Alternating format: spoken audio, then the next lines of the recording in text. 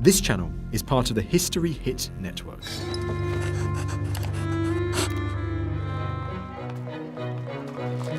It's July.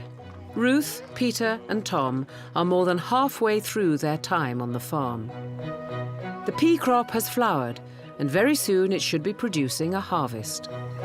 I am flabbergasted with just how many peas are on each plant. It's staggering, isn't it?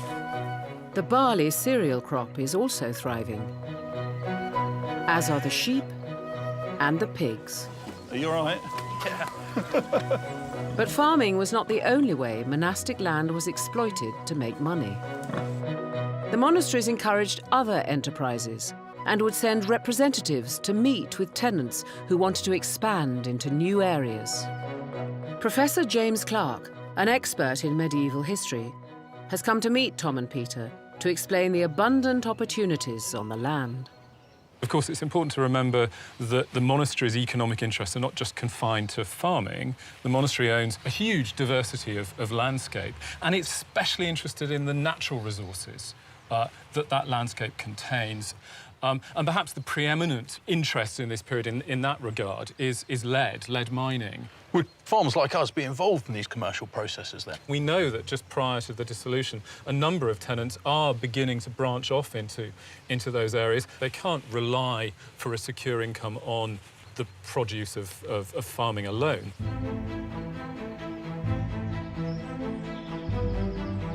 The church imposed itself on the landscape of medieval England. Great abbeys and cathedrals were built to stamp the church's authority across the country. Vital to their construction was lead. Its malleability and resistance to corrosion made it perfect for roofing, guttering, and windows. This created huge demand for the material. Following in the footsteps of Tudor farmers, the boys are heading off to mine their own lead. Areas around the Pennines, Derbyshire, and Shropshire were the biggest centres of lead mining in the Tudor period. The mines are now long abandoned and overgrown. Tom and Peter are meeting with experts Colin Richards and Nick Southwick to reopen one. Right, Peter, here's your lead mine. Oh, brilliant, Colin. It looks a bit more like a rabbit warren or something. Yes, we've got to do a little bit of digging to actually get into the mine, but the mines in this area haven't been operated for 130 years. Would farmers be doing this sort of thing? Oh, yes, because in any age, if you could sort of gain extra money, you could improve your life. You could get a better horse, better clothes, better wine. So it could make all the difference between a subsistence existence and one where you could have a few luxuries. I suppose it was a metal very much in demand, especially with the monasteries and what they were using it for. You could sell all you could extract. So, you know, you could turn your labour into money very easily. Farmers who turned their hand to mining in the summer months could earn up to £4 in extra income, the equivalent of buying 80 extra sheep for the farm. I think it's getting big. Shovel this out, Pete. Yeah. Then I think we can get a body in. Shall I do that? I'm a bit felter than you are, Peter.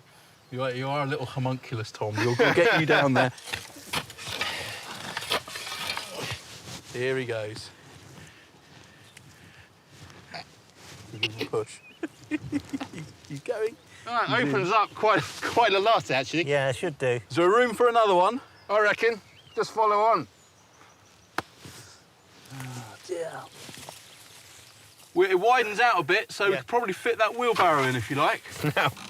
Thank you. All right, here we go. You lads okay? As one of the kingdom's largest landowners, monasteries owned vast waterways that were full of another valuable resource, fish. The church encouraged people to fast from meat 3 days a week, creating a high demand for fish. Ruth's setting out to catch one of the most popular fish of the day, eels. The first job is to make an eel trap, with help from basket maker Simon Cooper. Whoops, I nearly lost that. Lovely and soaked and bendy. Well soaked enough. Yeah, nice and bendy. Look at that. They're using willow, a tree commonly found beside streams. So we're using the twinning technique, which means we're using two at once, yeah? That's it. Woven one over the other around And we twist them each time. They go around. Go around stave, yes. Just get it tight, otherwise we'll lose anything we might be catching. History Hit is like Netflix, just for history fans. With exclusive history documentaries covering some of the most famous people and events in history, just for you. With familiar faces such as Dan Jones and Dr. Eleanor Yanega, we've got hundreds of documentaries covering the greatest figures and events of medieval history. We're committed to bringing history fans award-winning documentaries and podcasts that you cannot find anywhere else. Sign up now for a free trial, and Chronicle fans get 50% off their first 3 months. Just be sure to use the code CHRONICLE at checkout. The traps are made from 2 woven cones, one slotted inside the other. Yes. Oh, yeah, you can see it in that one, can't you? This is a very open design one, and you can see the eel will go in through the front here. Right, so the eel swims in, gets through that gap nice and easily, but because it's all spiky, you can't turn around and go back through it. You can't turn around and go out, no. This method of laying traps for fish is a technique that goes back thousands of years and is even mentioned in the Magna Carta. And of course, one thing with the eel as well is very easy to keep alive out of water, as long as it's damp. Yeah, so you cool. can transport them in damp sacking. Sacking from one or area straw, to yes, another. yes. You didn't really need refrigeration because they almost breathe, can almost breathe through their skin. This then is going to be dropped into here. Yeah. And then we need to Try and weave the whole lot together. weave the whole lot together. Yeah, I see what you mean about Nice. needing to be really firm Yeah, with we this. hope our basket work isn't too open, so the eel will find a way out, because they're very, very good at finding little holes.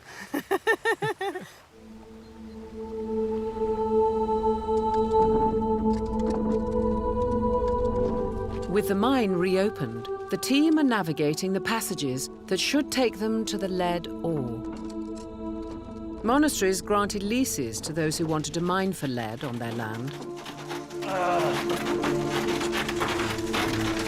Come to a mine, you said, Tom. It'll be fun. So, Colin, how far are we going in at the moment? Well, we need to go in about sort of 300, 400 yards. Whoa! That is fantastic. This is a lot quicker than I thought it would be. So when it was in sort of full production, there would have been men on platforms all over this space. This is the first time the mine has been worked for over a century. So what are we actually looking for, Colin? You're looking for those silver specks in the rock, which are the sort of galena, the lead, to see where you've got a concentration, where you've got the richest ore deposits, and then work from there. Miners worked in pairs and removed the lead ore by hand using hammers and chisels. The skill is hitting the chisel without hitting the holder. Oh. Yeah.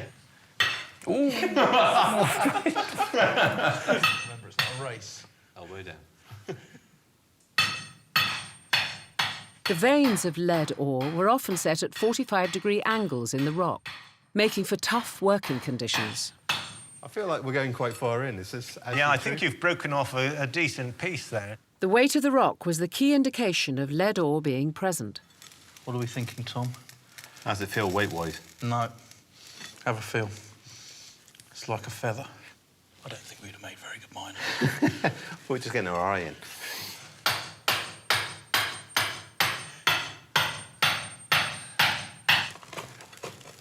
Oh, look at that. That's actually a lot heavier. Feel that? You can feel the extra weight, can't you, compared to the other bit? What's that look like? Oh, yes, that's what we're looking for. Are we finished then? Is that enough? You know, when you're looking at about 50 barrow loads a day, we've got one lump in the bottom at the moment. Better pick up the pace.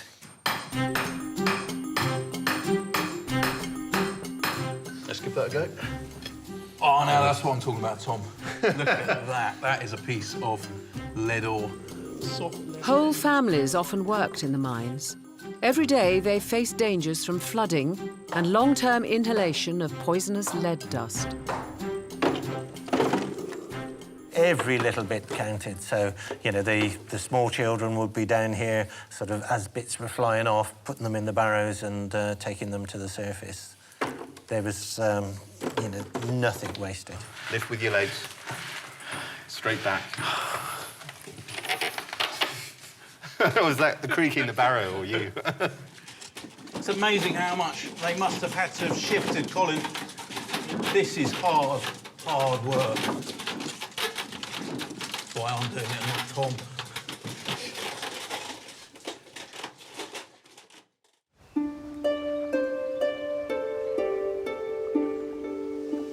To exploit their natural resources above ground, monasteries leased out the fishing rights on rivers.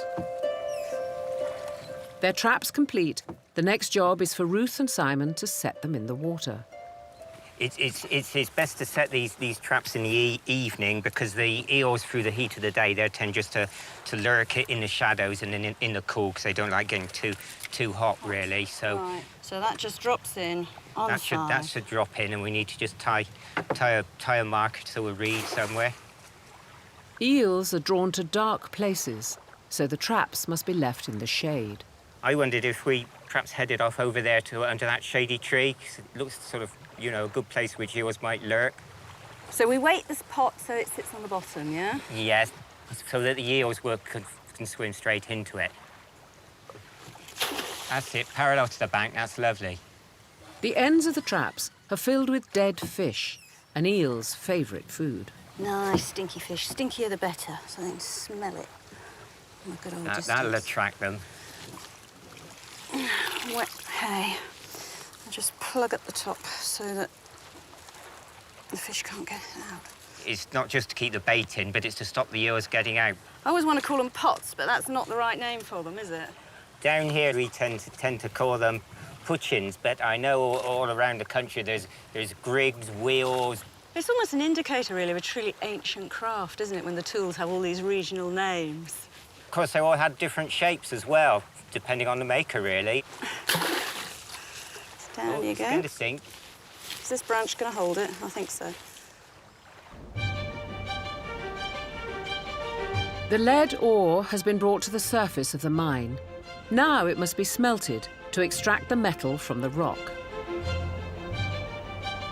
This is done by heating the ore to 600 degrees Fahrenheit. To achieve these temperatures, the Tudor smelter would make use of their natural environment.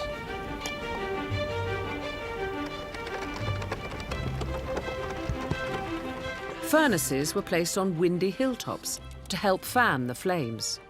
A superfuel known as white coal was used. It was made by simply drying out wood in a kiln.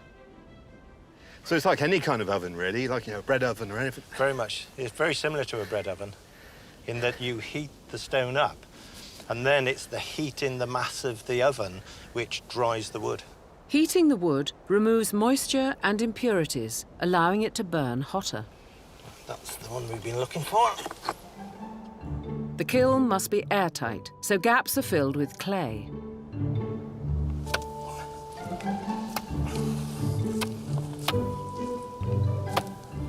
So I'll put a little fire in here, and then if it's completely sealed, the only smoke will be coming out the entrance. Right, if I was you, Tom, I'd get a handful of clay. I'm not sure I need to, but sure. I'll indulge you, Colin. OK. I think we get a few gaps here, Tom. But I can still rescue this quickly. It's very atmospheric. I might owe you an ale. The best wood to convert into white coal is oak. That was almost my fingers. Got plenty of wood there, I see. Here we go. Is this going to change much, Colin? No, it won't change appearance much, but any residual moisture will be driven off through the heat in these stones. To help the lead melt more quickly, the ore is smashed into small pieces.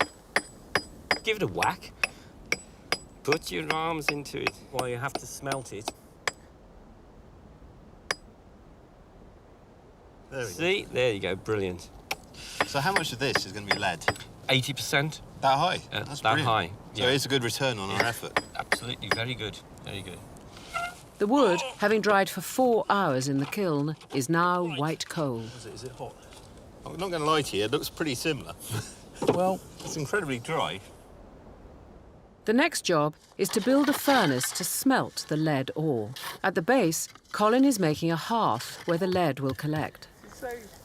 So we just need to spread it so that it goes up the slope a little bit more.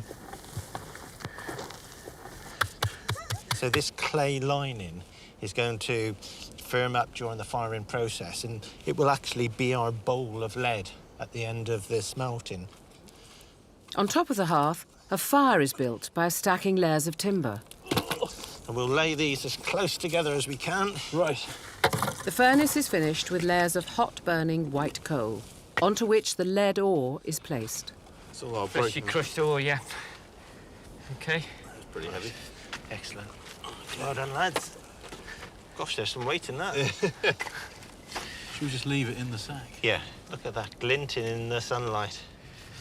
We'll fold this over and we put the white coal over the top. And that heat wrapped round our ore is going to be the final sort of almost turbo boost to smelt it and melt it and be the conclusion of this big inferno.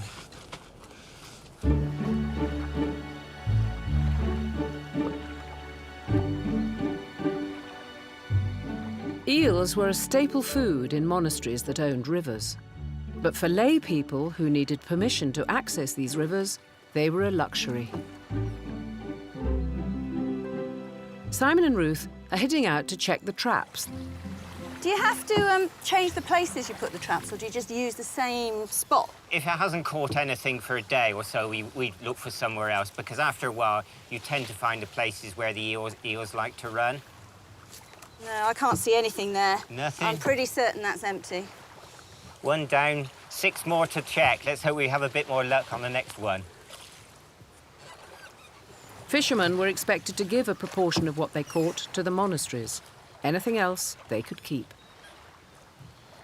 Just there, I can see the string entering the water there. We're going to be lucky this time, I Yeah, think. well, that's my hope. Oh, gosh, there are! There Eels! are. Eel! Yeah! Come on, out you come. Are they keen? There's one. There it is, look. Gosh, it's hard to see. There's one. There it is. Yes, there's 2. Oh. 3! Oh, my 3. goodness, 3! 3? Is he safe in there? I need something to knock him back in with. If it does, I can't. I'm sorry, it's too snake-like. I can't. I was going to try and be all hard. Oh, there you go. He was quite sweet when he came out, though. No, there's nothing sweet about He it. liked you. Oh, my toes are all curled now. So you're looking forward to catch some more now, are you? We've only got 2 more pots left, haven't we? I think so, yes, yeah.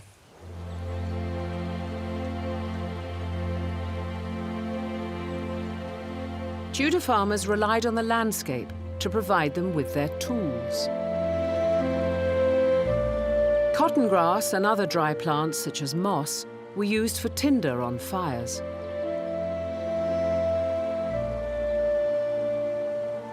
As night falls, the natural tinder is put to the test on the smelting furnace. So this can light our kiln, can it?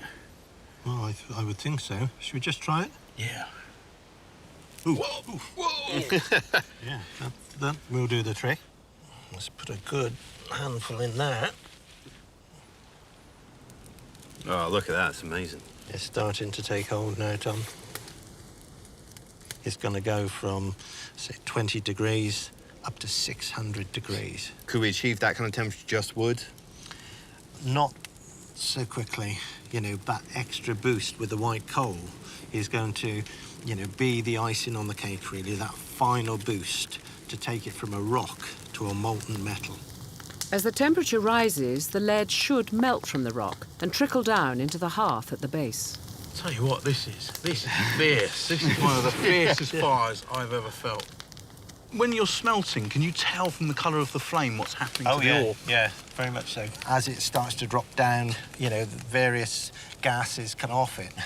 Can you see that blue? Oh, yeah, just forming up on the Yeah. right-hand side, yeah. It's really visible, actually. But after a promising start, things begin to go dangerously wrong. That wind coming up the hill, it's making the fire burn hotter on one side and it's starting to tilt. We're trying to rectify it with a couple of timbers, but we may not end up smelting all our lead. If they don't work fast, all their hard work will be destroyed. Whoa, whoa, whoa, whoa, whoa, whoa, don't disturb the top.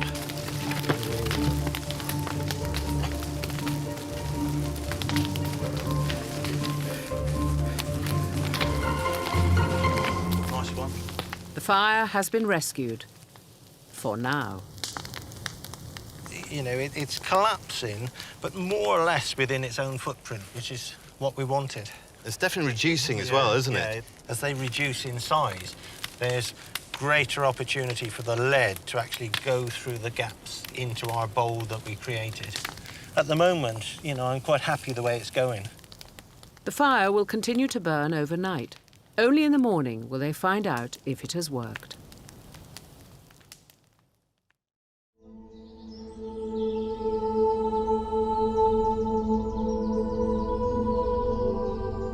Lead was one of the most important materials in building medieval cathedrals and churches, and integral to making stained glass. Christians saw light as symbolic of God's power and aimed to build churches that would be open to as much light as possible. Ruth's come to Lincoln Cathedral to meet glazier Richard Still, who's making stained glass. Let's play about with this piece. Right. The first thing that they did was score the glass with a flint. So we've got a bit of wood, we've rubbed it with powdered chalk, and the design's drawn out with just some charcoal. So you can just trace through, because glass being so helpfully Yep. see-through. Very crude and hard to control. And then some little sort of moon-shaped cross-hatching, just to encourage the glass to split break where away. we would like it to break. OK. So lots of little nibbly Yep. sort of... And actually, when glaziers' workshops have been excavated, they've found fragments of glass with these little crosshatch marks on. Have they? So we can be quite Quite sure sure that that this really is the technique yeah, that was it really used. happened. OK. The next technique is even cruder, and it is simply breaking the glass. And it's a case of using this tool. This is a grozing iron. Grozing meaning to crush. And that's really all we're doing is crushing the edge of the glass. So we're sort of nibbling away at it. Nibbling away. And that way up. That's so they've got right. more Fingers leverage. close. Finger is in close to the edge Yeah. that we've marked, and just nibble. Glass was expensive in Tudor England because producing it was so slow and labour-intensive. I'm doing very tiny nibbles because I'm scared stiff. You're right to be scared. You can't really put it back once you take it away, can you? You can't. It's a once and forever process. It's so unpredictable, so hard to control. A lot of glass must have been broken where you didn't want it to be broken. I can imagine many an apprentice getting a severely clipped ear. Yes. For breaking an important piece. Yeah, and it always breaks just right at the last minute when you think everything's almost perfect. That's looking pretty good, isn't it? It was slow, but it is... But it is a slow process. I'm pretty impressed.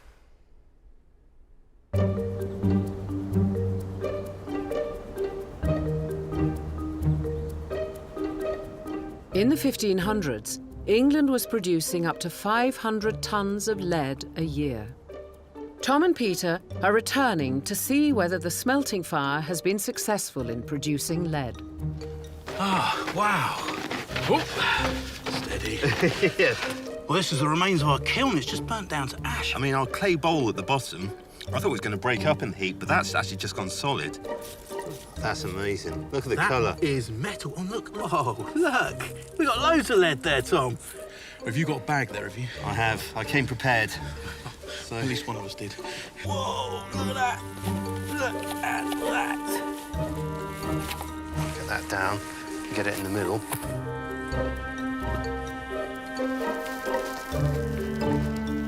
The lead must now be refined. Colin has made a refining kiln in the woods.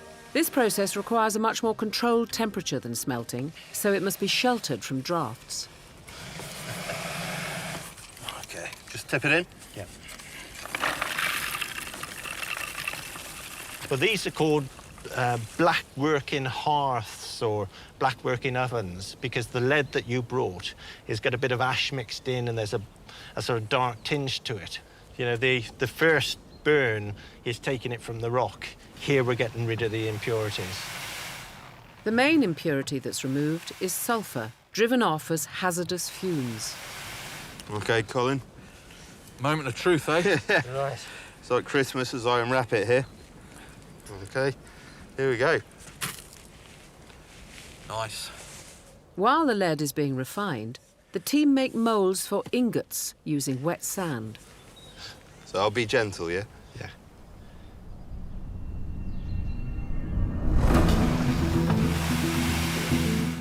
Tomo's pumping the bellows and we're taking it in turns to just get this furnace absolutely raging. And the lead, it's coming out the bottom. You can just see it is trickling out like a silver stream, and he's collecting it in an iron crucible. And he's just about to pour it into the moulds. So you don't want it spilling all over the place because it burns and it sticks as well. So not wishing to put any pressure, but you're in the hot seat. Right. OK, there's a fair old weight in this. In there. Yeah. OK. Oh! Yeah. Fast and loose with our lead. Put the rest in there. Yeah. The quality appears so much better. It looks cleaner, looks more polished even than it did before it was refined. I know, in my mind, lead is not silver. Lead is a kind of dull colour, but I suppose that's oxidisation with the air, isn't it? It is. And looking at this, though, it's shiny and it's bright, and it looks like it is worth money. The ingots will weigh just over 2 pounds and will go towards making a fother, the unit for just over a tonne of lead. It was worth up to 8 pounds. Right, I suppose take our ingots out. Oh, they might actually be cold. Yeah, kind of warm. They're warm, but... We've got that kind of rough sand indentation on the sides. This is one of the characteristics of sand-casted metal. You get that sort of indentation of the sand, which gives it a slightly rougher surface, and it's one of the means of identifying, you know, sort of medieval leadwork, really. That has come from that. I know. That was hard work. These were tricky, but ultimately a success. I think we need to get this to the monastery.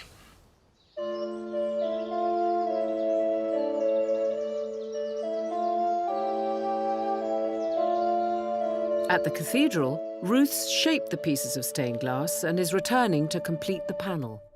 Some of the largest and most elaborate windows were commissioned during the medieval period, all held together with lead. A survey at the time estimated that monasteries held some 20,000 fothers of lead. In the 1530s, Henry VIII targeted this valuable material during the dissolution of the monasteries. It was ripped out, melted, and sold. So here's the panel that we're working on. We've got our horseshoe nails around. You've cut this piece, this last piece, to go in beautifully, I have to say. So what you're going to do is take a piece of lead, and this is the scaffolding that holds the window together. Strips of lead made from ingots were then melted and poured over reeds. This is called So soft. lead came, C-A-M-E. I know this sounds odd, but it's like modelling in marzipan. Yes. It's sort of got that same... When marzipan's cold, it sort of seems to behave in much the same way. There's a resistance. There's the resistance, but not that much. Yeah. So presumably I need to get an angle on that you corner need first. to take an angle of 45 degrees. Just there. Yep.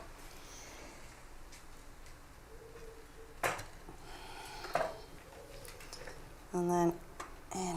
It is just so soft. Is that close That enough looks as a fit? fantastic. Now, what we need to do, let me help here, because I'll put a finger there, Right. And what you're going to do nails, yes. is use a couple of nails. To hold. Just to hold. Yeah. And then we have to solder it? We have to solder it. To fuse the lead together, it is soldered by melting another metal onto the join. Animal fat, known as tallow, is applied to the joints first. Yep, perfect. Gosh, it's not much, is it? It's not much, it's just enough for the tallow to melt and form a layer between the air and the lead. Okie doke. You'll probably so find a little bit of warming. Yeah. Then touch and let it melt through. Ooh, that's it. That melted through fairly quickly. That's Hold nice. And come straight up. Straight up, that's beautiful. Okay, Fantastic. And back in the fire. Oh, that's made quite a nice little round bead, hasn't it? Yes, so what you've got to remember is that this joint is an integral part of the structure of the window. If this comes apart in 5 years, or 10 years, or 50 years, or 100 years, the window falls apart. Okay, moment of truth, I suppose. Ooh. Is it actually going to hold together? Yeah, and there we go. What do you think? Do you like it?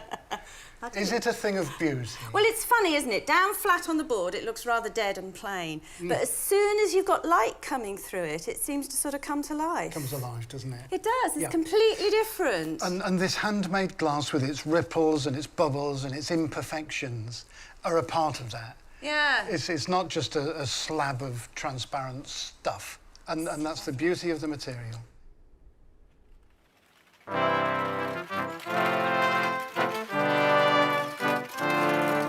After 3 days away at the mine, the boys are returning to the farm. That lead mining's knackered me. I'm a broken man. Well, yeah, you and me both. Over we go. Over. Okay. Good girls. On long journeys, travellers would stop to spend the evening at an inn, where their animals could also be housed for the night. Monks saw it as their Christian duty to provide hospitality to travellers. Monasteries with land on major pilgrimage and trade routes also seized this as a business opportunity, building inns which could be leased out for revenue. Ah, welcome to the inn. What's your drinks order? Water? Water? Water? Ale. I think I'm going to have to come in with you, aren't I? You are. OK, girls, you've done well. We'll be back in a bit. And see how much parking costs. I don't think so. Inns were busy places, bringing together the old and the young. Sometimes preachers could hope to capture an audience. Priests give themselves to feasting and banqueting, spend themselves in vain babbling. Woe unto them, for they have gone in the way of Cain.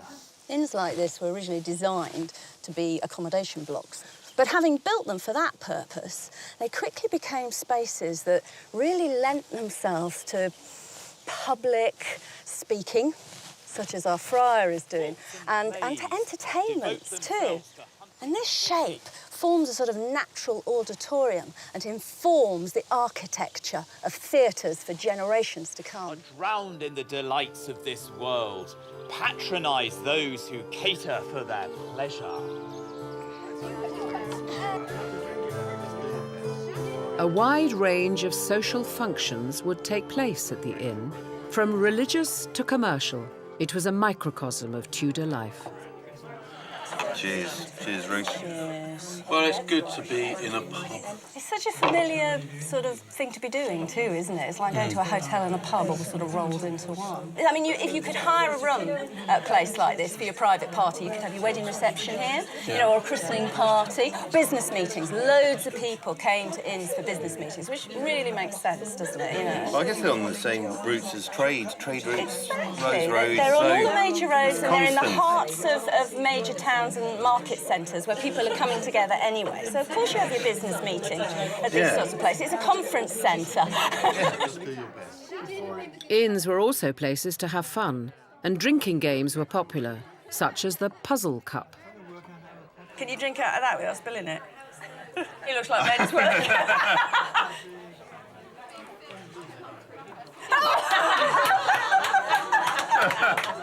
For a second there, I thought they were amazing. You have a go, you have a go. Oh! No. Is there a hole under there as well? Already used. Okay, so these puzzle cups. Yeah.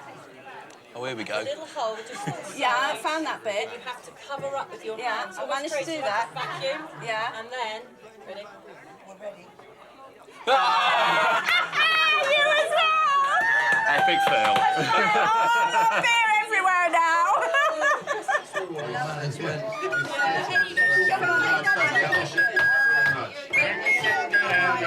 Bring us in good ale, for the blessed lady's sake. Bring us in good ale, bring us in good ale, bring us in good ale.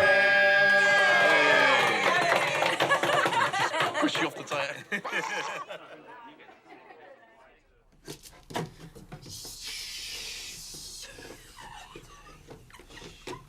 Accommodation could vary depending on your budget, from communal rooms to private suites.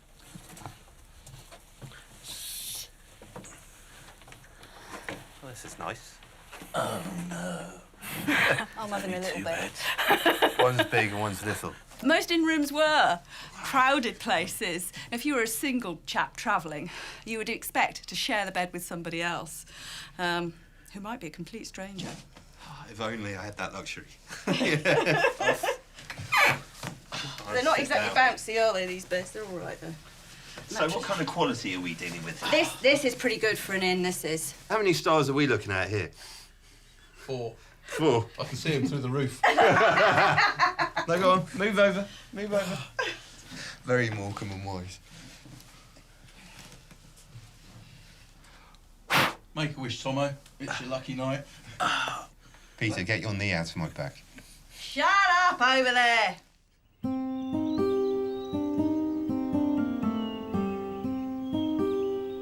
It's late July, a time when farmers need to keep a close eye on their crops as they neared harvest.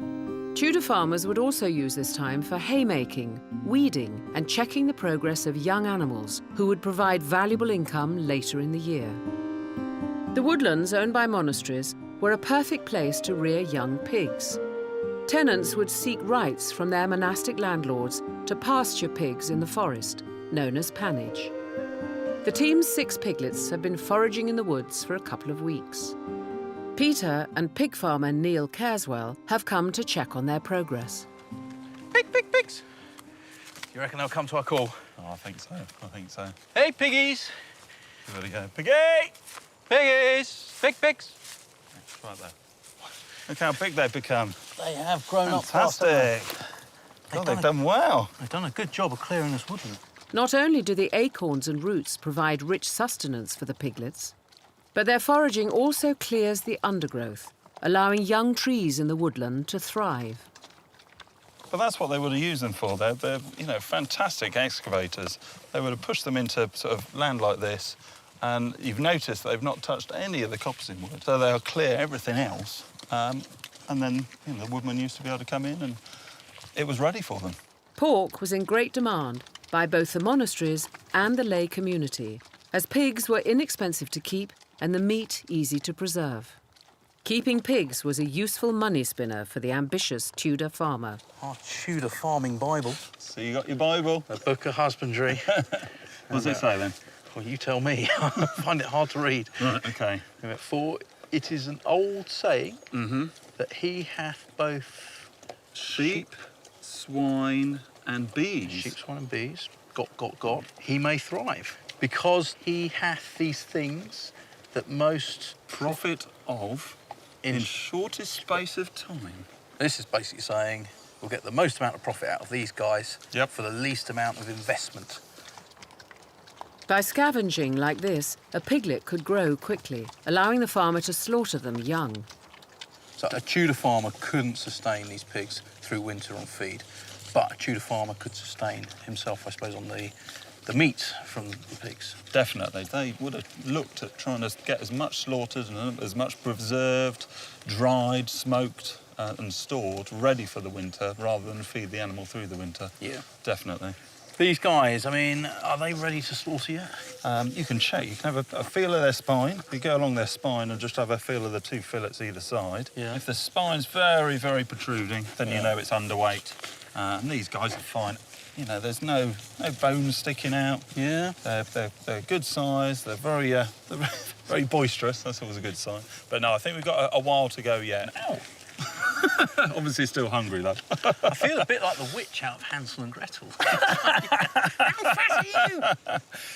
I call it going on holiday, so we'll maybe use that term from now on so they don't hear us. Hey, chaps. But I think we're really, really on target. They're looking fantastic.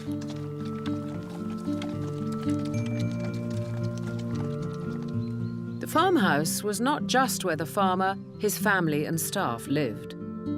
It was also a business centre where deals were made and meetings were held. So Ruth's considering some home improvements. Appearances were important, and aspirational farmers would want to emulate the tastes of wealthy Tudors through their decorations.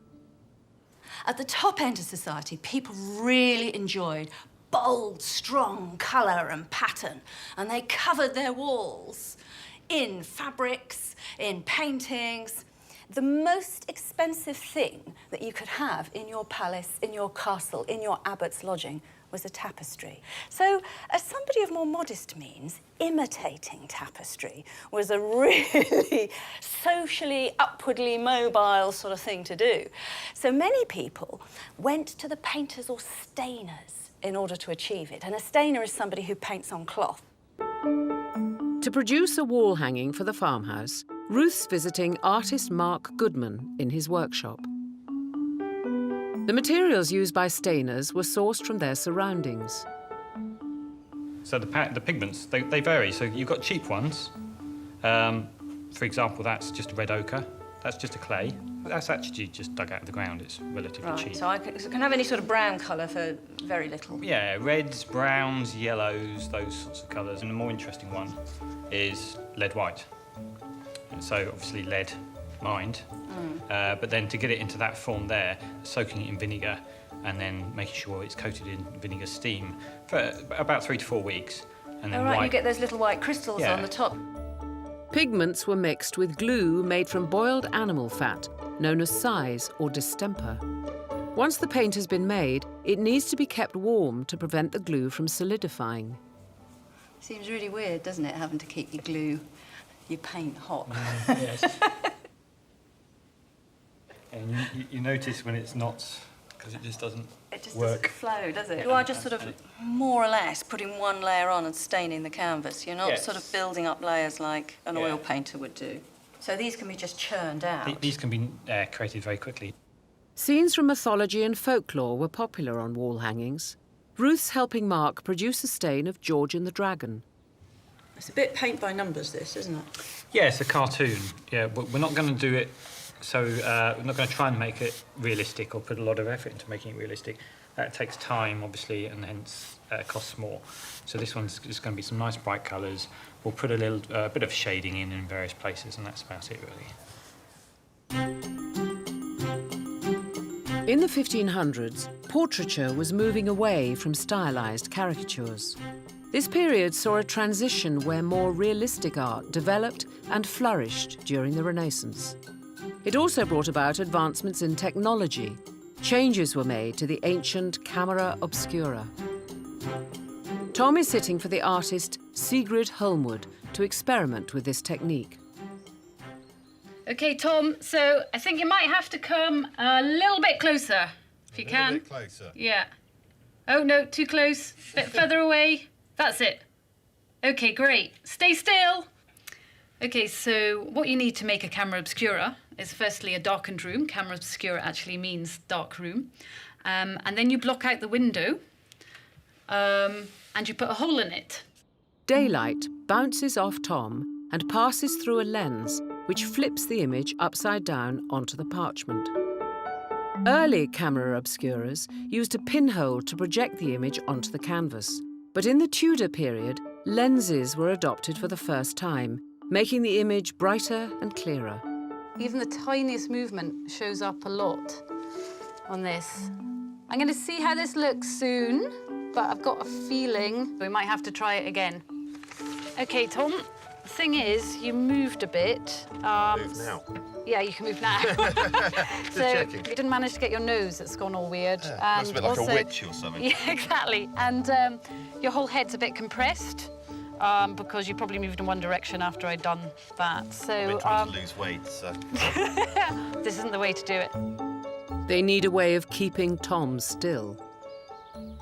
And we're sure this is my fault, this went wrong. You need to...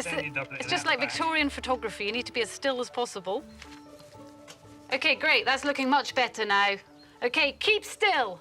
It's like a race against time. OK, so in this case, we've got his nose and his eyes and his mouth really nicely in focus. But actually, his ear and the top of his head and his hat are kind of receding and quite fuzzy. You've got this area of focus in the centre, and then you've got this area around the outside which gets out of focus, and this creates distortions in scale. It's quite controversial amongst our historians how much the camera obscura was used by artists in the past. There's a lot of resistance to the idea because people think it's cheating. I certainly feel that it was used more than people think. This is a bit like being at the dentist. The moment you're told not to move, everything itches. You can feel insects on your face that probably aren't there. You want to cough, but yeah, it's nice to sit down on the farm rather than be working. Sort of.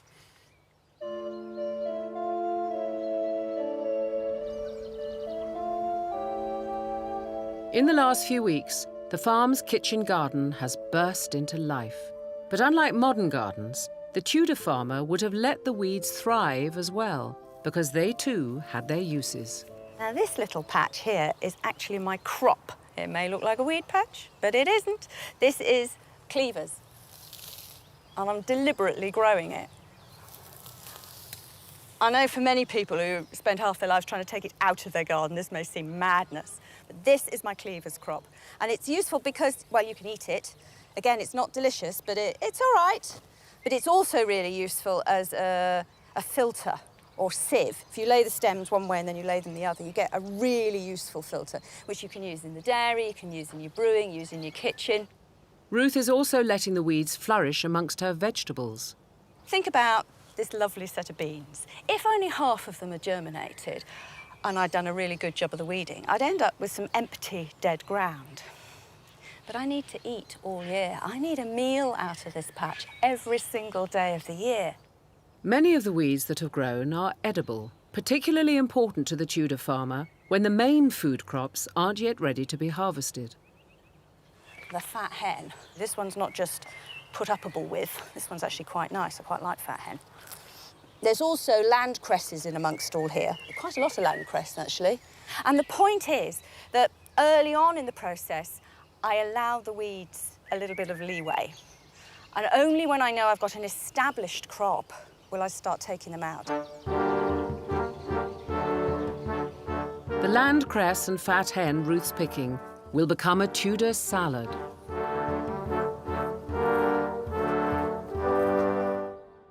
With the outline of the image completed, Sigrid can now paint the portrait.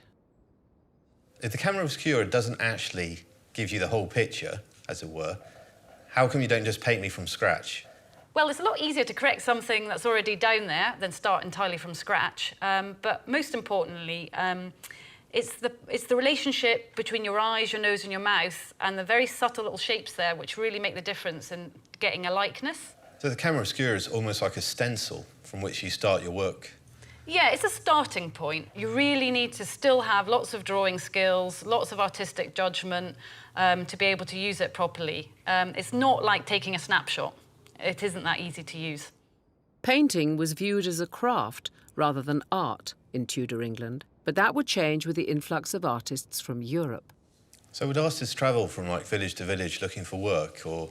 In terms of portraiture, there would actually be artists who would travel from country to country. So there were a lot of artists from the Low Countries that travelled to London and were commissioned to do portraits. So an example is Holbein.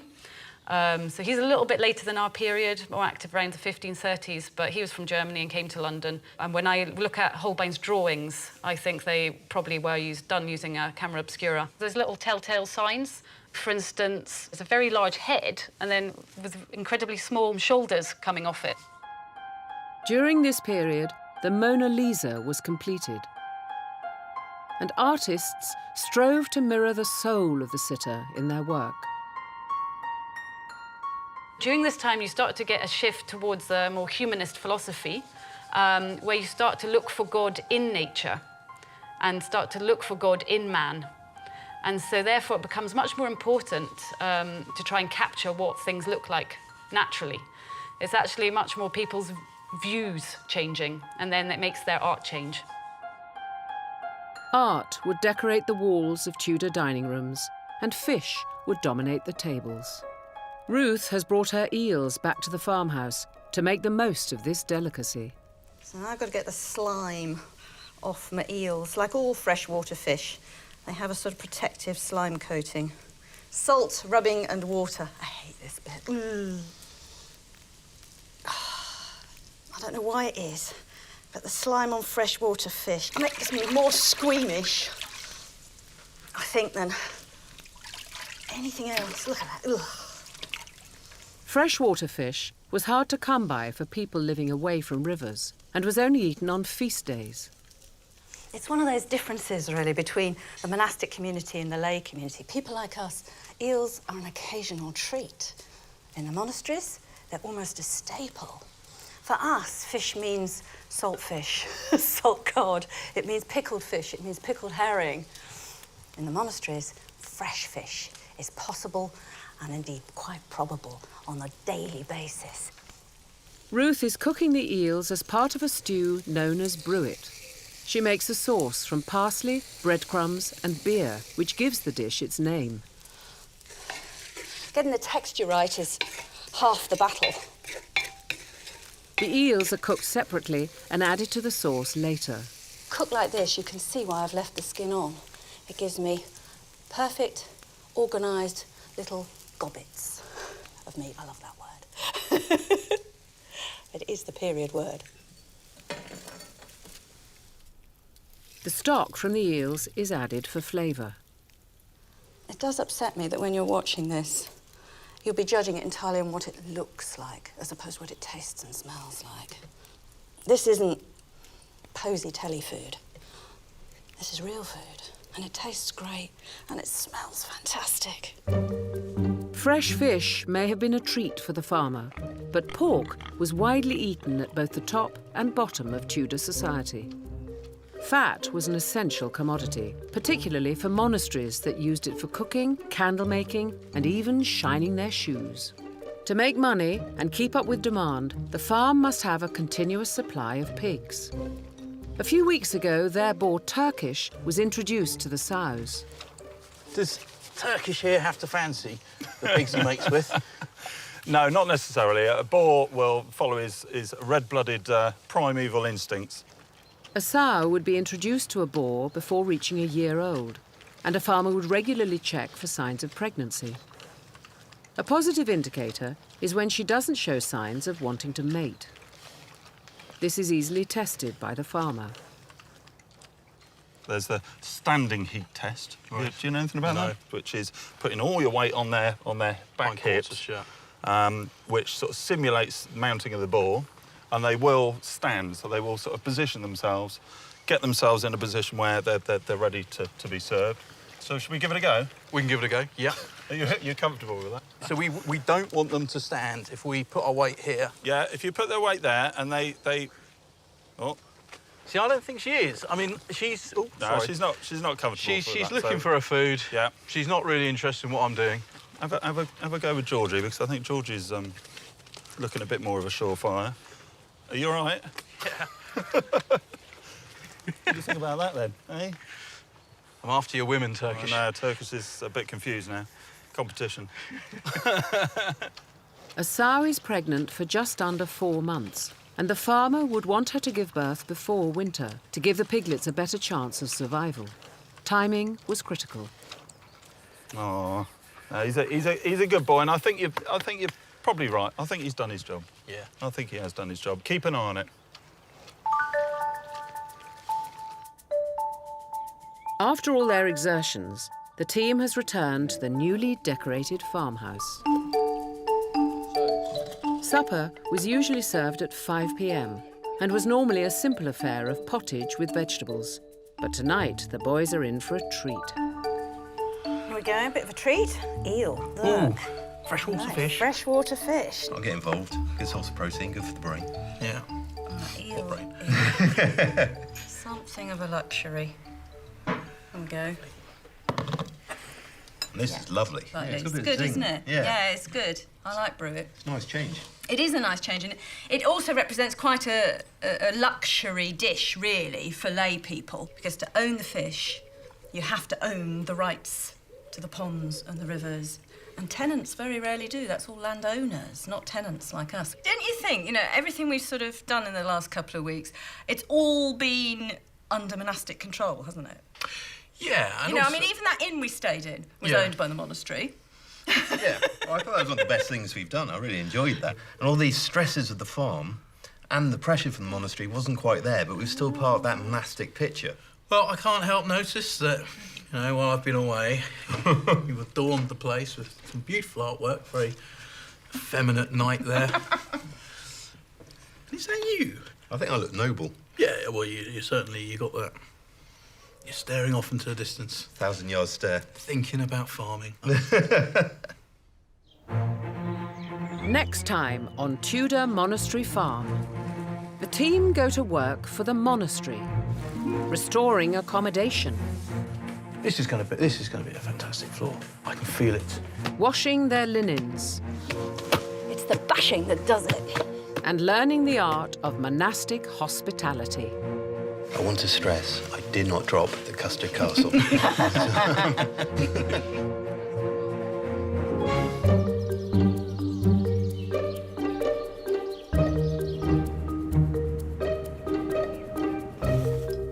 In the early 1500s, no help for the poor was available from the state.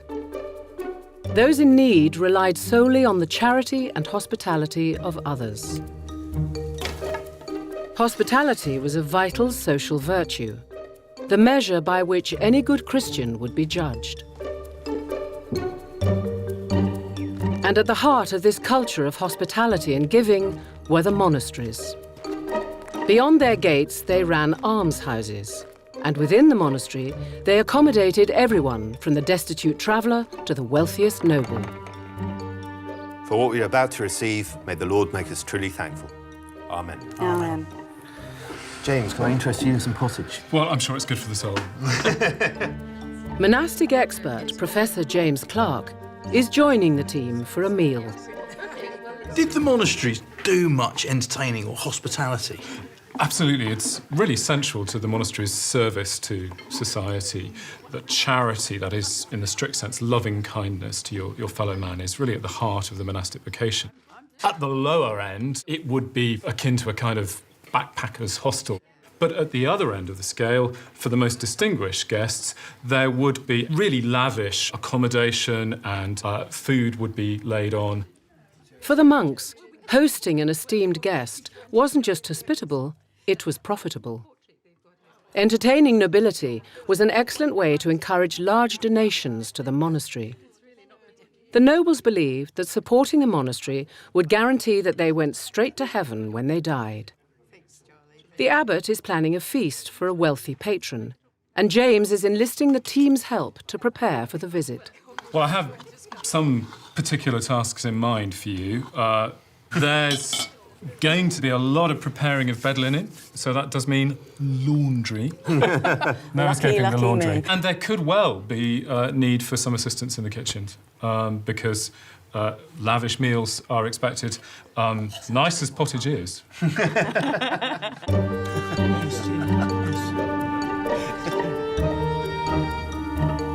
As well as monks and workers, the monastery also accommodated other members of society on a permanent basis. Part of the monastery's remit was to provide care for some of the elderly, their retired staff, or their most generous donors. James is enlisting the team to renovate a room in the outer precinct of the monastery as part of something known as a corrody.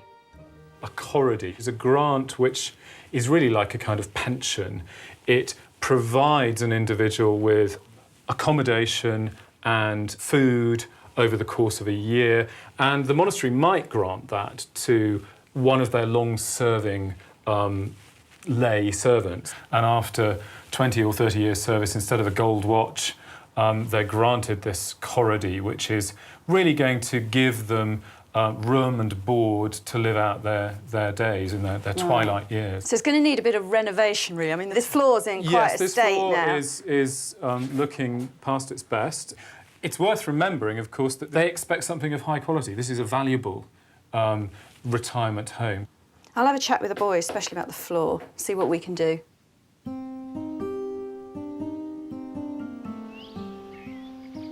Before the boys set to work on renovations, they must attend to an urgent matter on the farm: the pea crop. Well, if we look closely, we've still got a crop. That is fantastic. Oh, yes, please. That is absolutely beautiful. How's it taste? Good? Taste of summer. Peas were important in Tudor England as both food and animal fodder. Unlike garden peas, field peas were left to dry on the plant until they were harvested. It made them easier to store, but also vulnerable to birds. This is the thing, if we start drying this crop out here, all the birds are going to be looking at it and going, they've laid on a pea buffet. Let's get in there. Yeah, it's going to be a proper feast. Bird control was a serious business.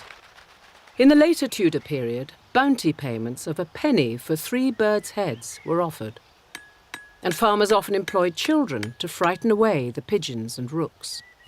Tom and I are erecting a bird scarer. We're putting in hazel poles, and we're going to tie some string between them, and onto that string we're going to hang some shells.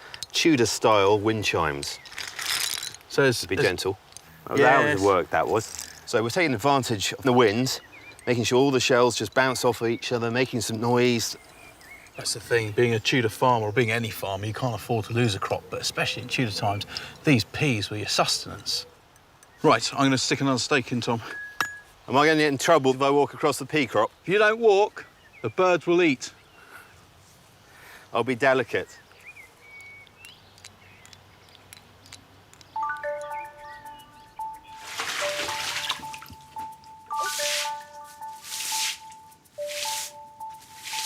Oops. Ooh, ooh, ooh, ooh, ooh. Ruth has begun preparations for the abbot's feast, starting by making butter for the table.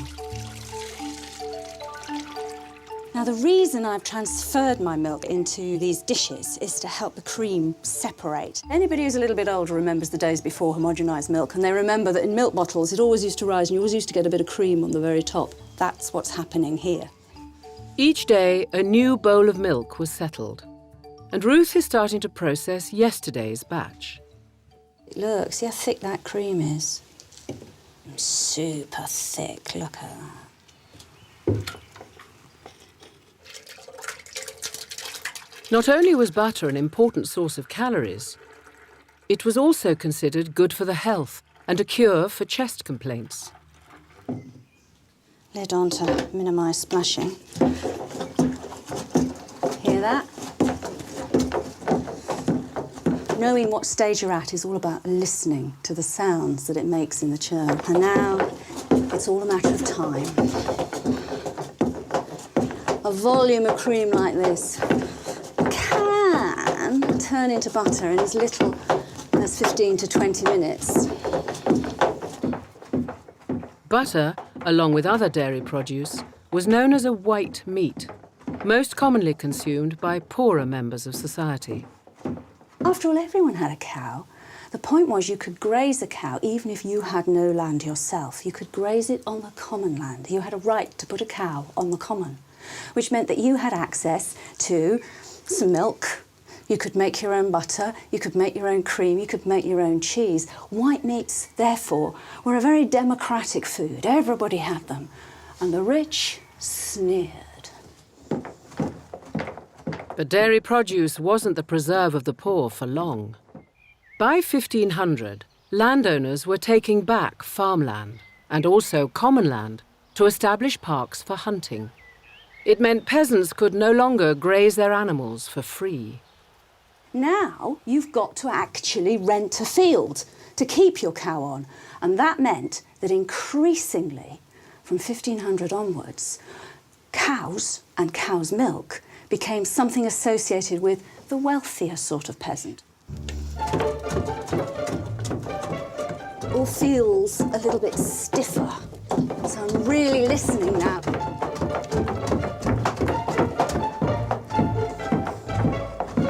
You can't really predict whether it's seconds away or another 5 minutes.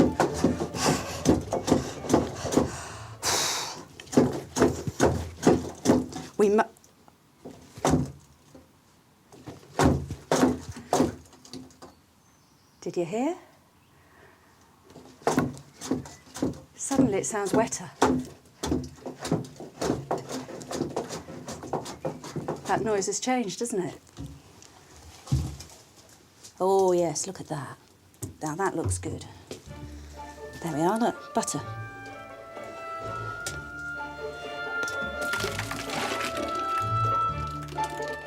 The final stage is to squeeze all the butter particles into a solid lump. Now, obviously, doing this with your hands, there's a problem. The warmth of your hands starts to melt the butter. So instead, one uses a pair of wooden hands.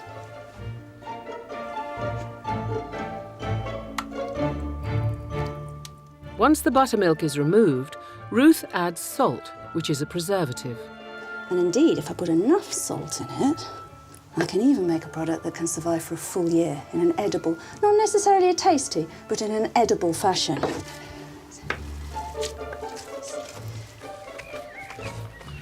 What kind of trouble do you think Ruth has got us into now? Oh, you never know with Ruth, do you? Oh, dear. Peter and Tom are keen to get on with their monastic restoration project. And the priority is laying a new floor. It'll be made from a mixture of lime putty and ash, known as lime ash, which was strong, flexible, and a good heat insulator. The boys have come to collect some limestone from the forest to produce their own lime putty. This is the key ingredient to our floor. It's chalk. We're going to heat it up. That's going to dry off the carbon dioxide. We're going to put that in water. That will turn it into a putty. Then we're going to lay it in our floor. And as it dries out and reabsorbs carbon dioxide, it's going to turn back into chalk, back into a stone, and make our floor absolutely solid. To turn the limestone into the lime and ash mixture needed for the floor, it must be roasted at a temperature of over 900 degrees Celsius. Just need to make sure that every piece of that chalk hits that magic number of 900 degrees. Chalk, or limestone, was hugely popular as a building material in the Tudor era. While the Anglo-Saxons had built with wood, the Tudors needed lime to make mortar for their stone-built castles, city walls, and churches. Lime ash was normally gathered from the bottom of kilns where limestone was burnt. Lime kilns really take off in the Tudor period, and that's the reason why in 1500 there's a massive surge in the fashion for lime ash floors. However, farmers like us, who might not be too close to a lime kiln, could make their own, such as this. It's a real crossover in technology.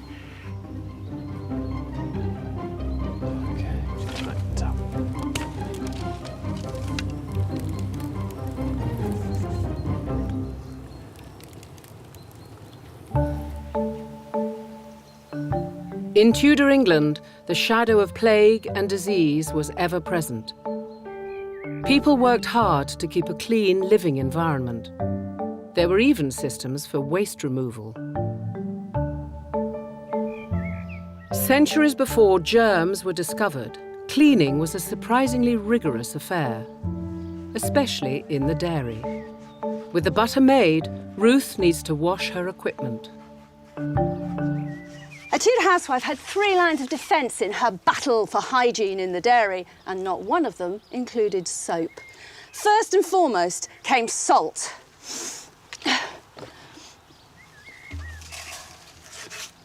Used with a damp cloth, it helps to scrub, but it also, of course, kills bacteria.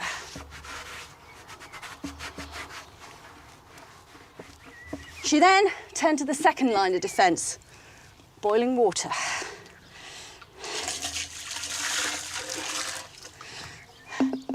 All the dairy utensils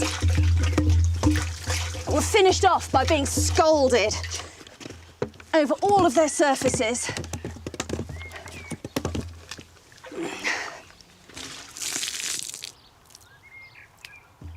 And her last line of defence was sunlight.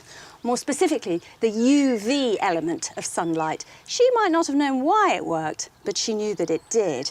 In fact, the UV kills bacteria. So on a nice day like today, you'd have seen a very common sight outside any woman's dairy. All her dairy utensils lined up in the sun, getting a good sterilising dose of sunlight.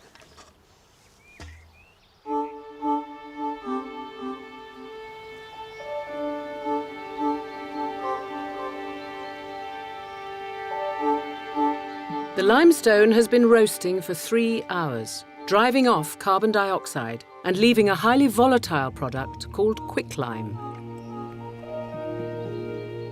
It's then put in water for a process known as slaking.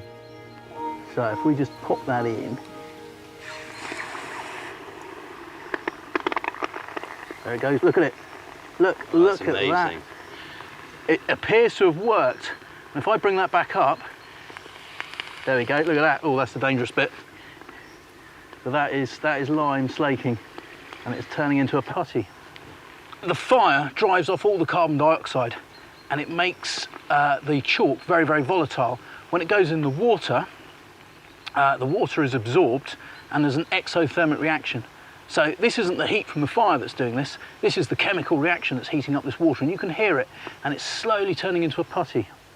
Look at that. That is lime putty on my shovel.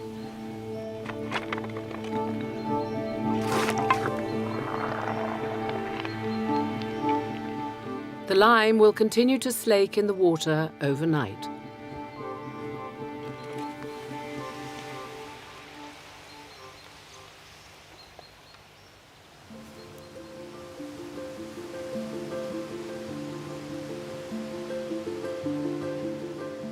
In 1500, the shape of England's waterways and wetlands was unrecognisable from today. Before the extensive land drainage of the later 16th century, these regions provided a wealth of resources, from fish and wildfowl to peat used for fuel, and something without which no Tudor home would have been complete: rushes. Hi, Linda. Oh, hi, Ruth. Ruth has come to meet rush worker Linda Lemieux. The rushes they harvest will be made into floor mats for the room the team are renovating. Rushes are a rather ignored resource in modern Britain, aren't they? Yeah. You look at the domestic interiors of the late 15th and early 16th century, and you can spot rushes here, there and everywhere. In Tudor England, they used them for their mattresses, their chair seats, their cushions, their flooring, the floorings, hats, yep, baskets. Rushes were commonly cut between May and September, as near to midsummer as possible. Because it's a harvest, we've got to do it in a certain 4 or 5 weeks of the year. That's all we've got. Oh, right. So these will all die down. If you come to the river in October, you won't see a thing. Right. And you come to the river in April, you won't see a thing. So they all die down right back into their rhizome in the mud. Before Ruth finishes harvesting the rushes, she'll need a decent floor to put them on. Peter and Tom are combining their lime ash putty with sand, clay and flint to give the mixture strength. This is really good, our lime putty. Mixed with the ash, The boys are adding a special ingredient to bind their floor. Whoa. Curdled milk. That smell you or the milk? It's a little bit of both, Tom. I mean, that should go as the floor ages, so we don't have to worry about it too much.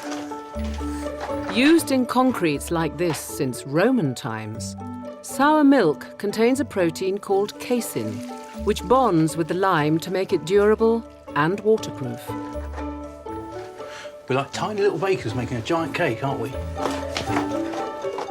Once all the ingredients are combined, they can start to lay the floor. If we just get it in there and stamp it down. And then flatten it off later with spades. Feeling good. Feeling good. It's getting there. I'm glad they're not too heavy. Yeah, no, good harvest we got here. Now it's cutting. Good boy. Before the rushes can be used, they must be dried out. If we use them straight, they're so brittle that they'll just snap straight away like that. Oh, yeah. So what you have to do is let the cell structure dry out. So here's a couple that I cut about 5 weeks ago. And now they don't snap. And if I try and just tear that, I can't.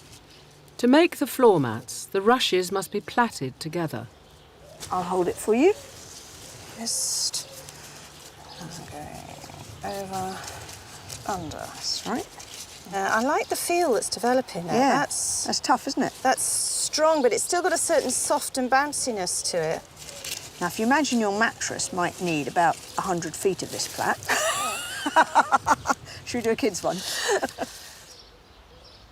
Hygiene dictated that the floor mats be replaced every year, so there was scarcely a time when plaiting rushes wasn't on the to-do list.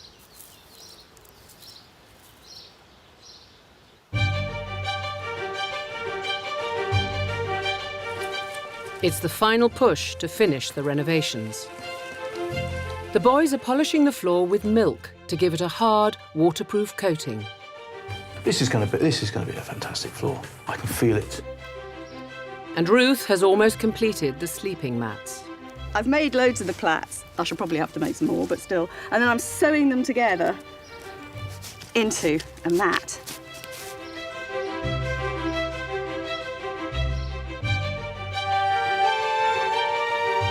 This floor looks so much better.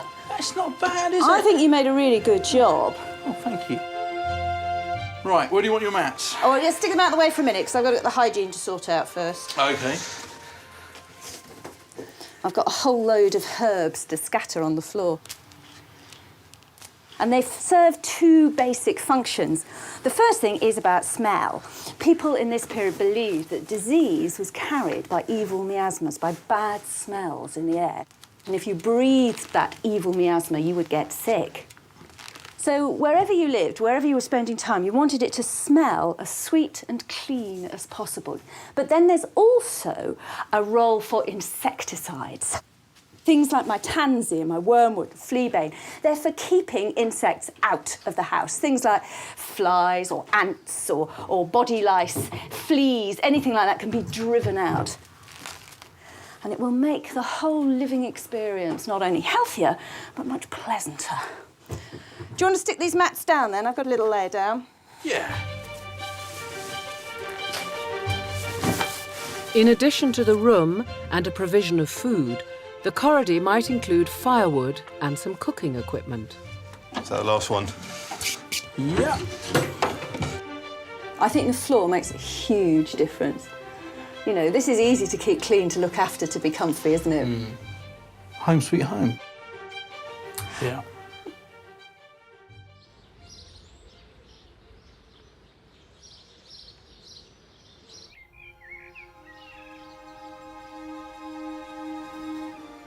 The influence of the church on the people of Tudor England extended far beyond its role as landlord and welfare provider. They also controlled the spread of ideas. Major centres of learning with extensive libraries, the monasteries were the custodians of knowledge. Monasteries commissioned deluxe books costly and prestigious objects, as gifts for their most distinguished patrons. And Tom will be making one to present at the abbot's feast. Historically, books had been written on vellum, a material made from calf skin. But by 1500, another medium had taken over: paper. Expert Jim Patterson is showing Tom how paper was produced. What we've got in here is a mixture of linen and water. They're the ingredients for Tudor paper making. You would start off with waste rag. It would be a recycling process, and that's the pulp that would result. So there's no wood involved at all? None whatsoever, not till much, much later in history. Now you're going to form a sheet on a hand mould.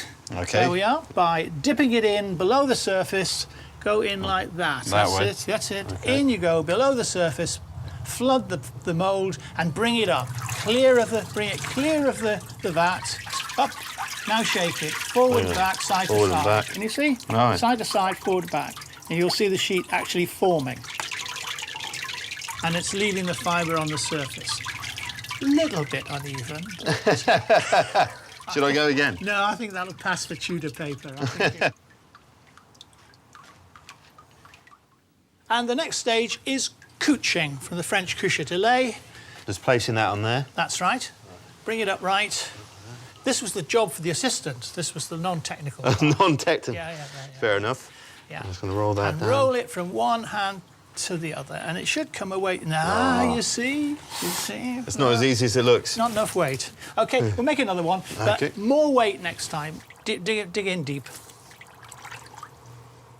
The first paper mill in England was established around 1490. But at the time, paper was mainly imported from Europe, making it extremely costly. Firmly and with confidence. With confidence, sir. And manufacturers could be recognised by their watermarks. Not too bad. There's quite a deep indentation here. When the paper's pressed, that will pretty much all come down to the same thickness. And you really shouldn't be able to see it on the surface. But when you hold it up to the light, the displaced fibres will show as a watermark.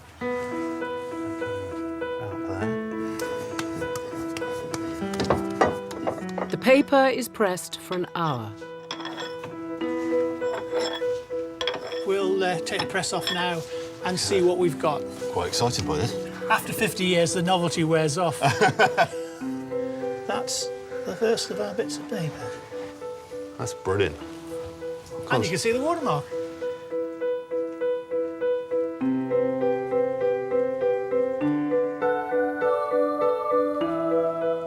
Paper making Tudor style. Thank you very much.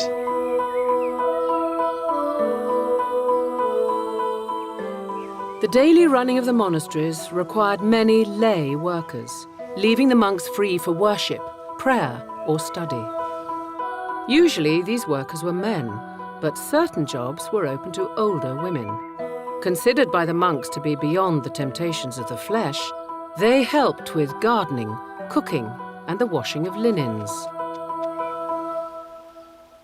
Which is what Ruth has been commissioned to do. My main cleaning chemical throughout all my housework is wood ash. It's particularly good at dealing with grease, with dissolving it so that you can wash it away. But when you're doing the laundry, you don't necessarily want pure ash in your best napkins. So what I'm going to do is filter the chemical within the ash out into a nice clean liquid. Inside a bucket with a hole in the bottom, Ruth makes a filter of river gravel and straw. And then the ash just goes on top. And this is, you know, just out of the fireplace. And then I just need to pour some water through.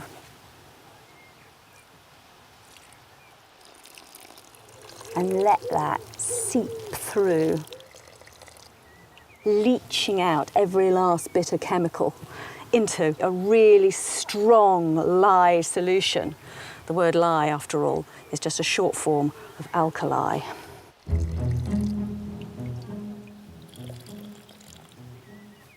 With Tom and Ruth attending to monastic matters, Peter is keeping the farm running. The cows have eaten all the grass, and there is a shortage of food. To source a Tudor solution, Peter has come to meet Ted Green, who looks after the woodlands at Knepp Castle in West Sussex. Hi, Ted. How are you doing? Yeah, not bad. How are you? Well, really pleased because I've just found this tree which is going to really work for a ladder for us. You're making a ladder out of this tree? Yeah. Oh, Christ. Well, there you go. I'll bring the tools. You bring the tools, I'll bring the ladder. Straight in front of you. Ted is reviving an ancient farming practice which has existed ever since animals were domesticated.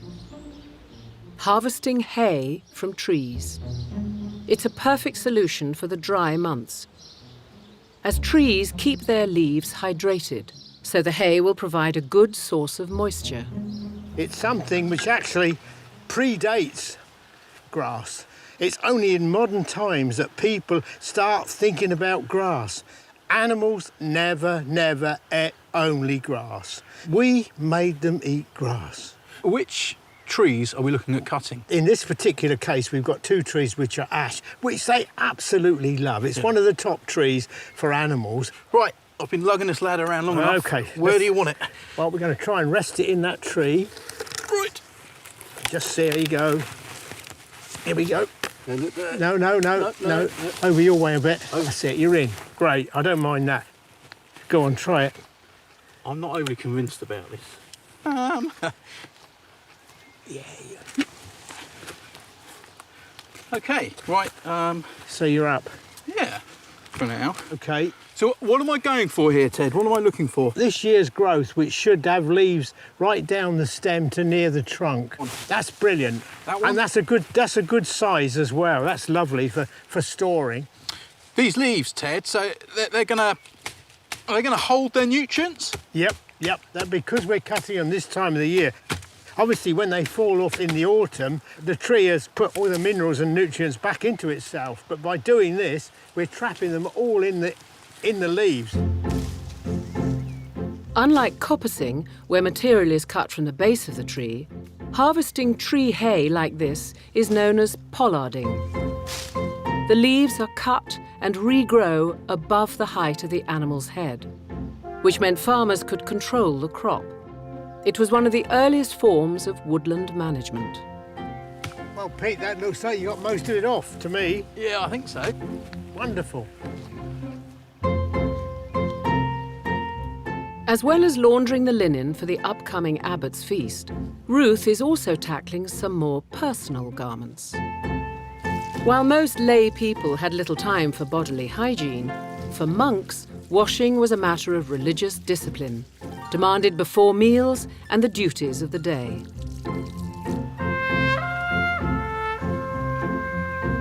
Having clean clothes was essential.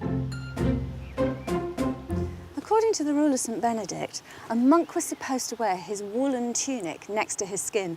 Then he had his woolen scapular over it, a woolen gown and a woolen hood.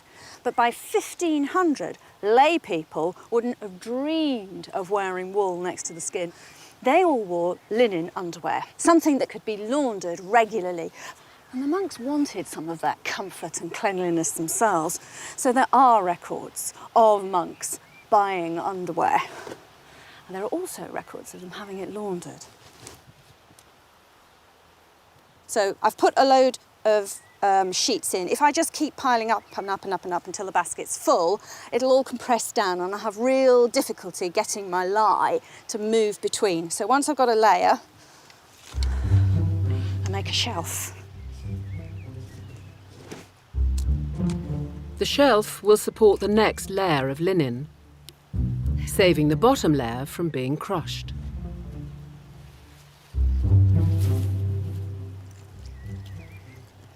So now it's the moment for my extra strong lye. I pour this lye on, it's going to slowly filtrate its way through all the greasy, dirty things, dissolving any grease that's there. So on it goes.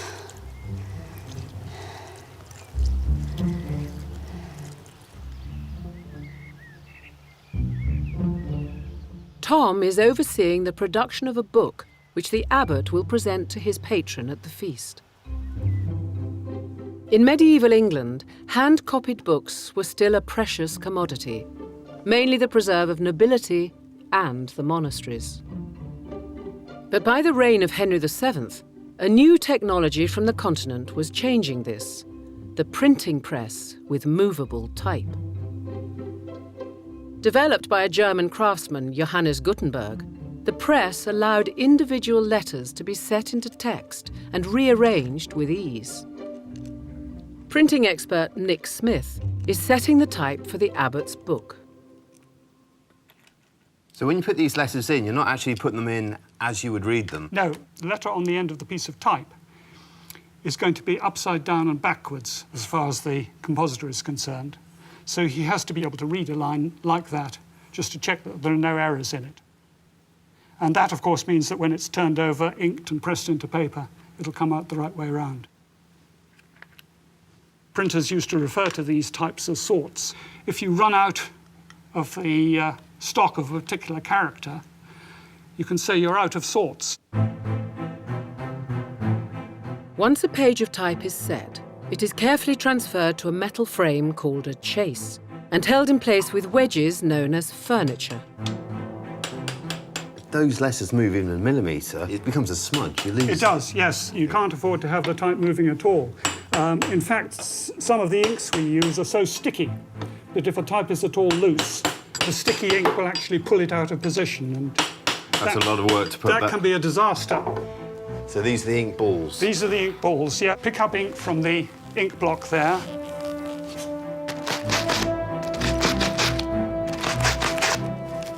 Now, a sheet of paper then goes on here. Now I'm turning the frisket down. This is a light metal frame covered in paper, and this is basically a mask. Only the areas that want to print are going to touch the paper.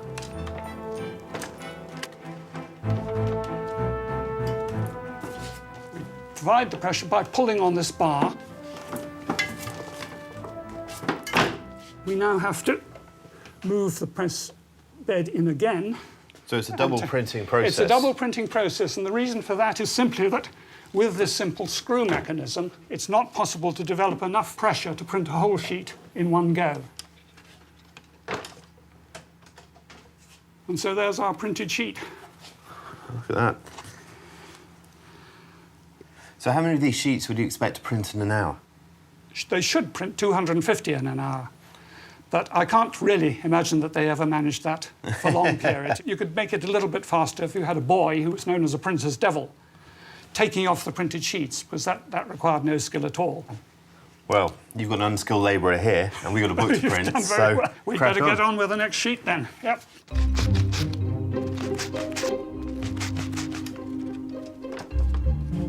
This new printing technology was developed by entrepreneurs, not the church. As the century progressed, they made more and more affordable books, which ordinary people might own. It was an invention that would change the world.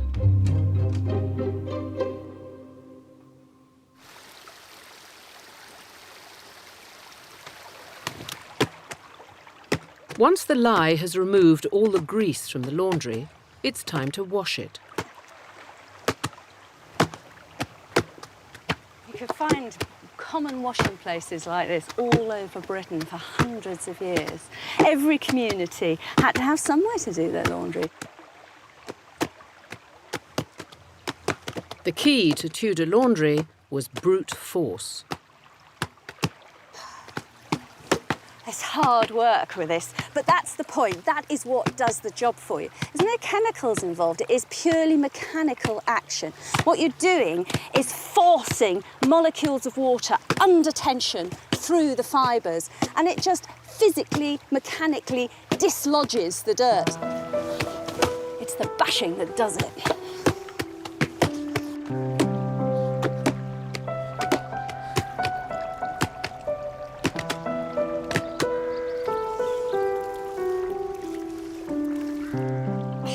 Once thoroughly wrung out, the laundry is laid on the grass to dry.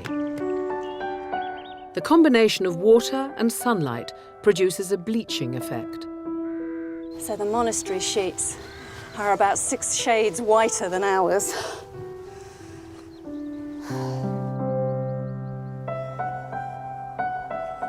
The abbot's book is nearly finished. It just needs binding. Apprentice bookbinder Eve Goodman is showing Tom the process. One of the things with printed books is you've got to be really, really careful to make sure you don't get the pages out of order. You look at the originals and there are quite a few where a page is upside down, where an apprentice has not been quite paying attention. Once all the papers are folded, they are sliced in half. It should be one continuous movement. Okay. Bring the knife towards you. And folded again to form sheets. Making sure that all the pages are the right way up. God, it's nice stiff paper, this. Oh, it's high quality, I tell you. This day, the way bookbinding was working was you had a bookbinding shop and people would come in with their pages, having had them printed, and hand them over and say, I want you to bind those. This is the point at which industrious bookbinding is happening, where suddenly people can afford to go and buy their pages and take them to a bookbinder. I suppose the ability to mass produce books of this type means that when the Reformation occurred, Henry VIII was able to print the Bible in English and get it out there, making that sort of break from Rome so much easier, because obviously a lot of the Bibles were printed in Latin and you needed to have that separation. Exactly. A small press was used to hold the pages in place, while their spines were marked out and a series of slits cut. Right, this is the vital part. This is the part that holds all of the book together. This is sewing on the cord. So... A series of cords are lined up with the slits in the spine, and the whole book is sewn together. So you are literally just stitching a book. Yeah, you're sewing it together. Look. It's very precise, isn't it? Yeah, it starts to feel like a book at this point, doesn't it? Yeah, a proper present. Next, the book needs to be cut to size. This is called a plough. You see there's a blade here. And you'll see, as soon as I've got through this lot, just how silky smooth the edge of the book is. If you run your finger down there, it squeaks. That's unbelievably smooth. That's amazing. The spine is rounded using a hammer. And you can see that there's a curve on it. There's a bit of a curve, and all books have got that. And it's all about making sure that the spine is as stable as possible. This also forms a ledge for the book's cover to sit on. So you can see the rounding over of the spine is so that you get this seamless curve. Originally covered in plain vellum, by 1500, luxury books had fine leather covers. And the craftsmanship required to make a book emphasises really why they were such prestige gifts, doesn't it? And finally, the book is put in the press to set overnight. I think the abbot's going to be very proud to give that to his patron. Thank you for letting me observe. Oh, that's all right. Hey, Turkish. Hey, Georgie. Hey, Mildred. Back on the farm, the pigs are flourishing. Peter's tree hay is going down well. She absolutely loves it. I'm a convert to tree hay. It's fantastic. It's your food. Stop playing with your dinner. And with the crop finally dry, it's time to bring in the peas. Well, our pea scare has definitely worked. We still have a crop. I mean, I think there's a lot of peas on there. There's an awful lot of peas. Yeah. If we were trying to pick these by hand, we'd be here forever. The team are using scythes. First developed in Roman times, by the medieval era they had spread throughout Europe. The smell's amazing, isn't it, Tom? It is. But it's turned out quite easy as well.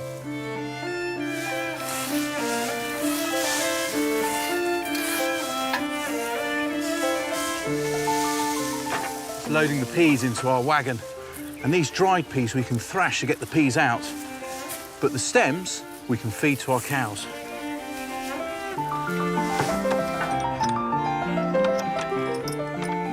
You're making friends down there, Peter. Making friends. For the Tudor farmer, a good crop would have been a godsend. Feeding them and their animals, and even making a little cash if there was extra to sell.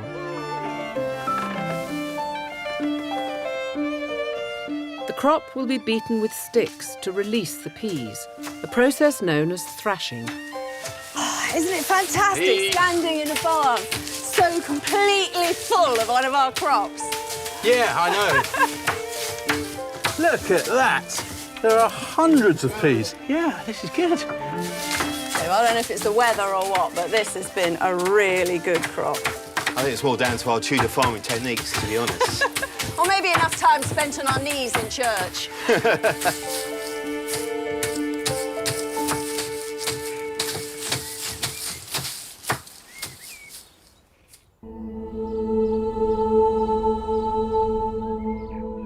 The abbot's feast is just days away. But the elaborate food he will be serving was a far cry from the simple meals of ordinary monks. Benedictus benedicat, per Jesum Christum Dominum Nostrum. Amen. Every meal began with grace. Talking was forbidden, so instead, the monks communicated over the dinner table using sign language.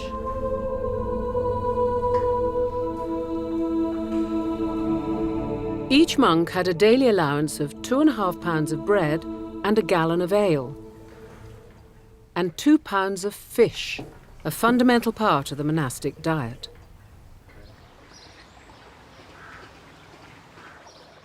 But fish wasn't only important for the monks. The church decreed that for 3 days a week and on many holy days, lay people should not eat meat, only fish. Oh. While the general public had to make do with dried or salted fish, the monasteries had become expert fish farmers. They engineered elaborate systems of ponds to grow salmon, pike, and carp, which will be served at the abbot's feast. Ruth has come to the monastic kitchen to prepare the food, starting with the carp.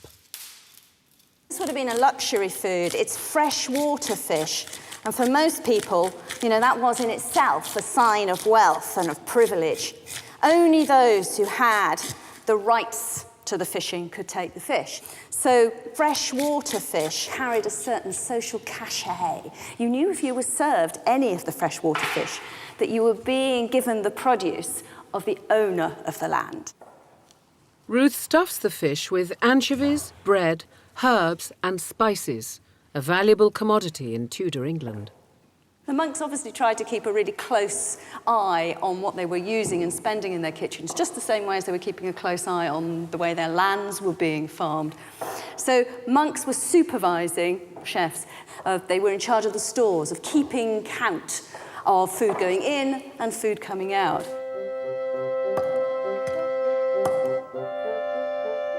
Ruth makes a cage to support the fish during the roasting.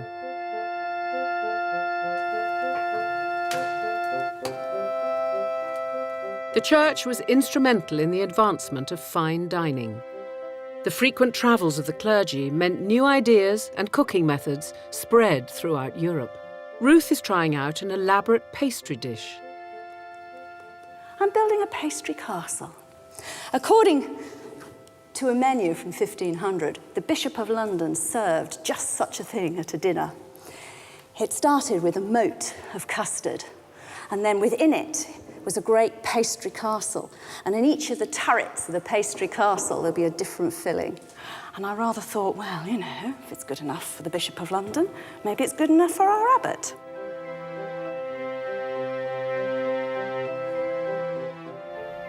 Peter has turned his attention to drinks for the feast.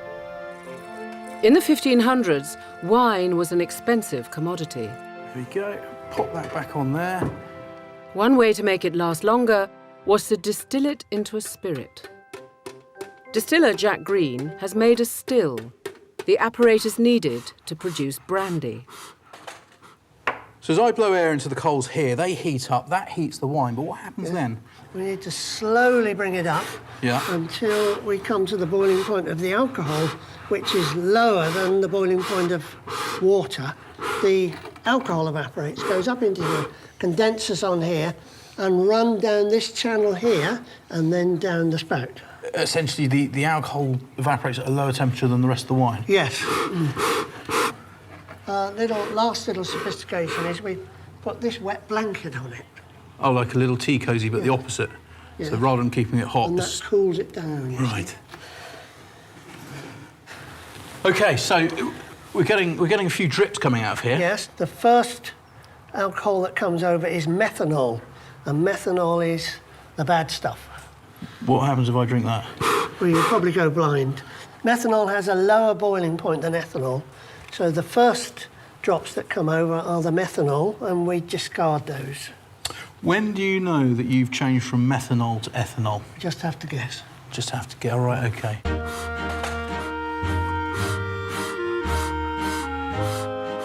When the ethanol starts to come through, the spout is connected to a long tube which is cooled in a bucket of water.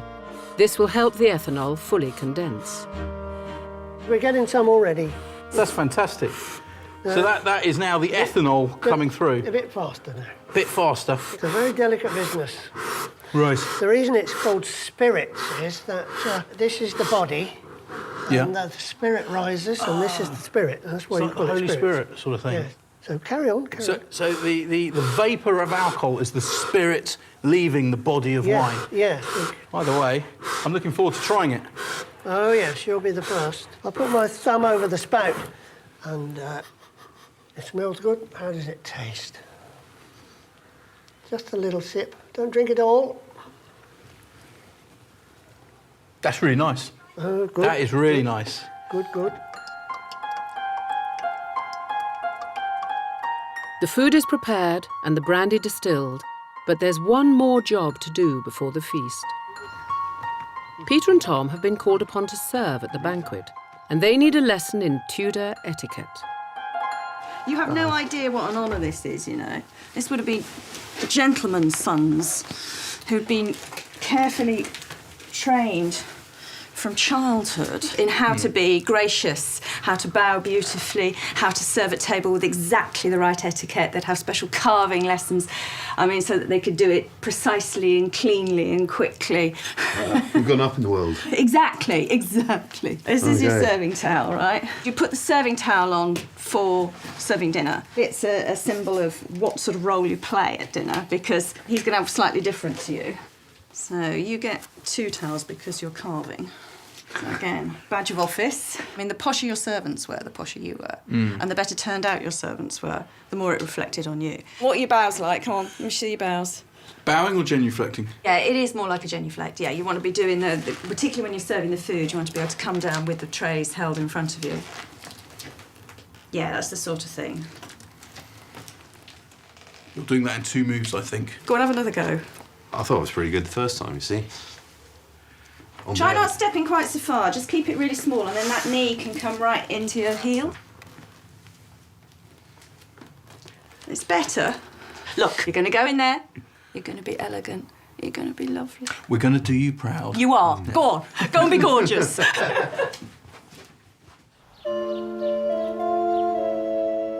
It's the day of the abbot's feast, and the monastery's most important patron will be dining. More than just an expression of hospitality, it was a vital chance to win favour and donations. As a sign of humility, following the example of Christ, a senior monk would wash the feet of the guests before dinner. Benedict Domine nos et haec tua dona, quae tua largitate summus sumptore, per Christum Dominum nostrum. Amen. Amen.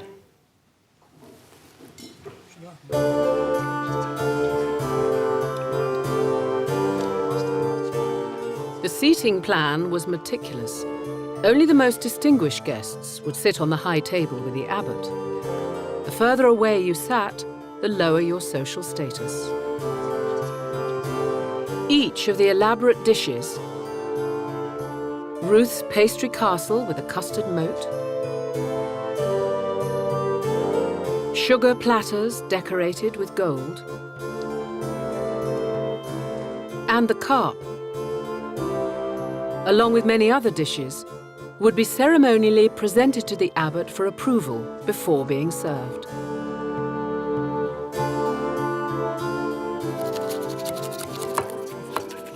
Carving carp for the monastic table, it's not a case of filleting the fish. Instead, I'm running my knife around the outside of the fish, cutting off the fins and the tail and the head. And then the body, I'm going to cut it into equal-sized portions, complete with bones. Because when it's served, it will still look like a fish, but each piece can be picked up and eaten as bite-sized morsels.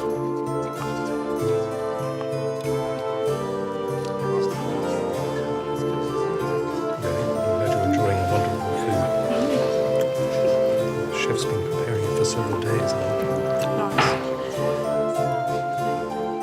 The drinks, served in cups, were kept on a board, the origin of the word cupboard. They would be offered to the top table, with the server waiting for the guest to finish before removing the cup. And Tom's prestigious gift is presented. As a token of our gratitude, I would like to present you with this book, A Life of St. Edmund in English. Thank you so much.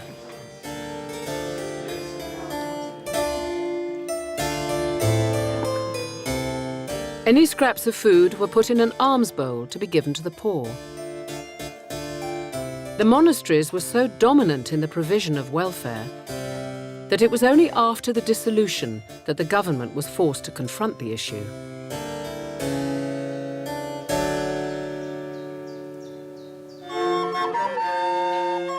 With the dining over, the guests were entertained into the night by musicians. Revelry was not uncommon, even within the monastic walls.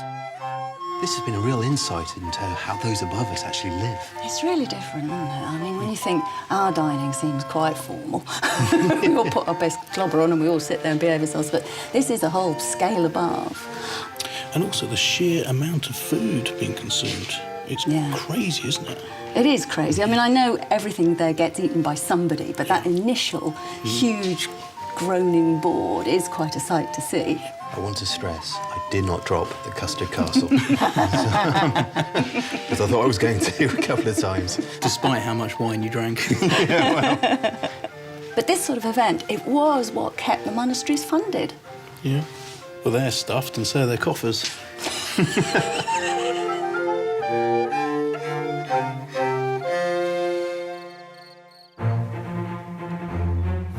Next time on Tudor Monastery Farm, it's harvest time. This has taken us 4.5 hours. And look how much more there is. Produce a vital Tudor resource. Did you think of salt as a basic ingredient? Having to process it down just adds so much labour. And enjoy some Tudor entertainment. I always knew that this scythe was meant for more than just harvesting peas. From here they shall not pass.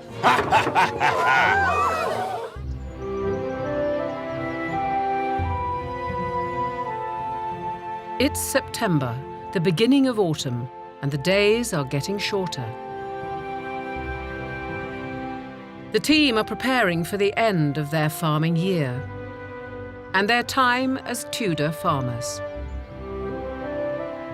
Ruth, Peter and Tom need to make provisions for the winter.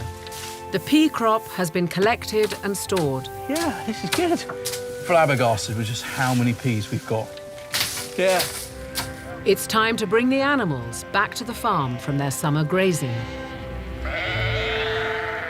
And the barley crop is now ready to be harvested. In the Tudor period, the harvest was the climax of the farming year. If the harvest failed or the weather turned, it could lead to malnutrition and even famine. It's a lot of barley, isn't it? It's a lot of work, but it looks amazing. Like the colour is just incredible. As one of England's largest landowners, monasteries owned vast amounts of agricultural land. Most fields were open and not enclosed by hedges, unlike today. So tenant farmers would be given strips of land to cultivate within these large areas. So I suppose as much as this would be a huge open field, we would just have this strip here, wouldn't we? And also probably another strip over there and another strip over there, but everyone would be growing the same crop and be all hands to the pump. Yeah, definitely. Well, that's why school holidays take the form they do, isn't it? Because even students had to come out and do harvesting. Yeah. We need bodies.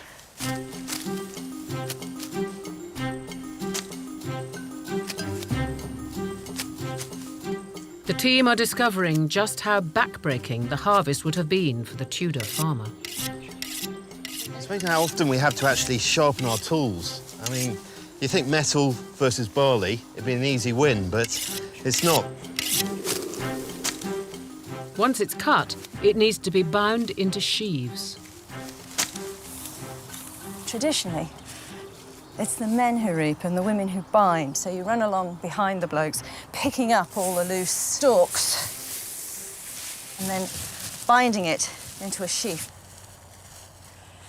See, so much easier to control once it's bound like that. Every last grain from the harvest was precious. Even the smallest amounts would be gathered by those less well off, a practice known as gleaning. Well, for very poor people, it was a really important source of food. I mean, for anybody, that extra bit makes the difference, doesn't it? You know, if you think this is your year's crop, that little bit that's gleaned by the kids is the last week's food. Yeah. And you can get pretty hungry in that last week. Don't we know it? If it rained, then all the barley they had gathered would be ruined. To prevent this, the sheaves were stood upright on the ground, known as stooking, which allowed the grain to dry off. It is the most incredible amount of work. This tiny little piece that we've done of our strip, this has taken us 4.5 hours to do. And look how much more there is waiting for us.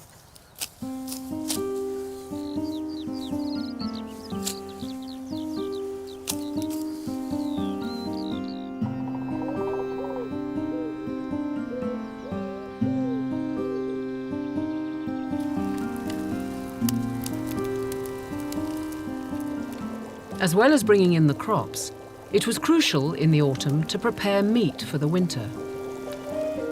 The essential ingredient for doing this was salt. Ruth's learning the job of a waller, the women who were in charge of making salt. Salt was one of the most important commodities of the ancient world, and also in the medieval. It was one of those things that you simply couldn't do without. It was necessary for survival, it was an important item of trade, and a huge industry. However, it was one of the basic staples of life, which you basically had to purchase for cash. It was part of the cash economy, unlike, say, carrots, which you could grow your own. In Tudor times, the majority of salt was imported from France or Spain. But pockets of England were highly productive, especially areas in the north that had natural brine springs. The team have reconstructed the equipment used in this period. What I've got here are two different parts, a furnace and a pan. Now the pan is made of lead, flat-bottomed to evaporate off as much of the water to produce the salt. But that has sort of technical difficulties. Lead is a very soft metal. It means that under the weight of the water, there's a danger that it would collapse downwards. So that's what this frame over the top is for. It's actually for supporting the pan. The areas set up for salt production were known as walling yards, hence the name waller for the women who worked there. The pans were left boiling 24 hours a day. It takes some serious boiling to turn brine back into salt, but it is beginning to happen. The surface is crusting over, it's becoming so concentrated. Bucket after bucket after bucket of brine, reduce, reduce, reduce. And there it is, salt forming as a skin on the surface.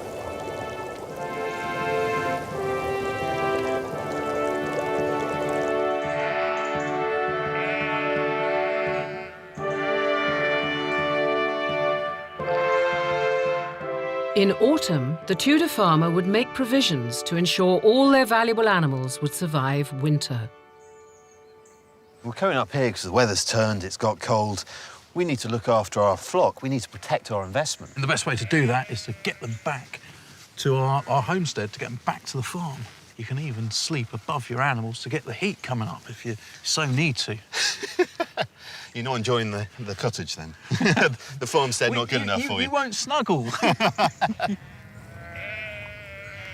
The monastery's flocks could number thousands. Tenant farmers faced the daunting task of herding their sheep from the fields back to their farms. So we've got sheep up there and sheep up there. Ideally, get them down the middle, work them down, yeah? Pincer movement? Pincer movement. I'll see you in about an hour. Don't fall asleep counting your sheep.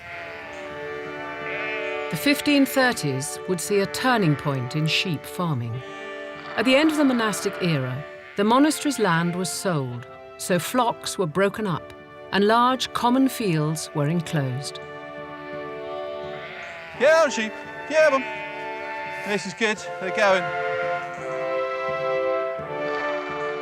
It was the last time these huge flocks grazed together, changing farming enterprises and the landscape of Britain. Go on. It's going really well. This field is massive. It's an open field. But the secret is not to go in there too hard and heavy. We're just slowly pushing them, tickling them here, tweaking them there, and they're all bunching together in a mammoth flock. Good stuff, Tom. We don't even have a dog this time. I've got you, Peter. I've got you.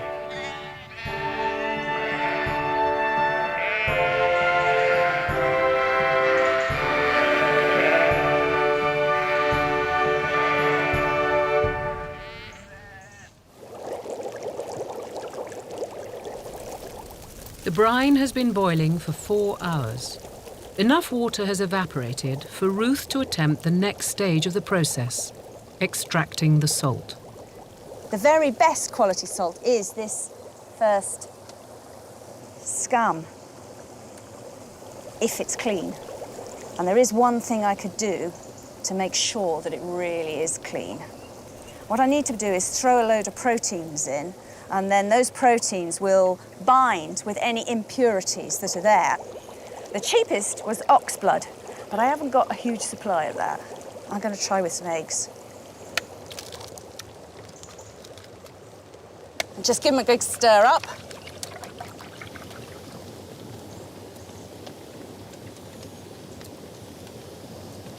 It's certainly gathering bits together in larger clumps. I mean, the sort of leaves and twigs it's not doing much to. But it does look like it's taking some of that funny colour out. Prices for salt varied depending on its purity and whiteness. There were different grades of salt, with the greyest and cheapest used for household cleaning, and the whitest being reserved for salting cheese. That is looking much cleaner.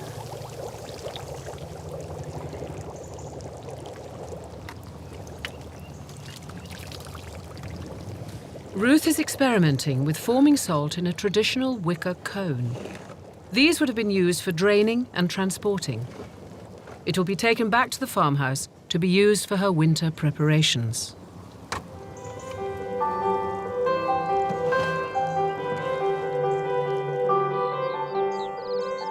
Before the weather turns, the barley needs to be safely stored or the crop will be ruined. To ensure it is kept safe, the boys are using an age-old technique, picking gorse. So what we're going to do is actually make a layer of this gorse on the bottom of our barn.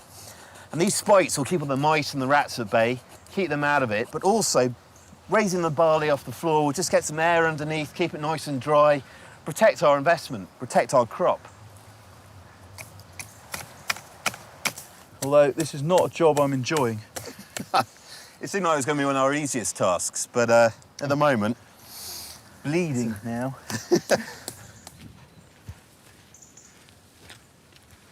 Prickling my ankles. I know, it's like taking an angry dog for a walk, isn't it?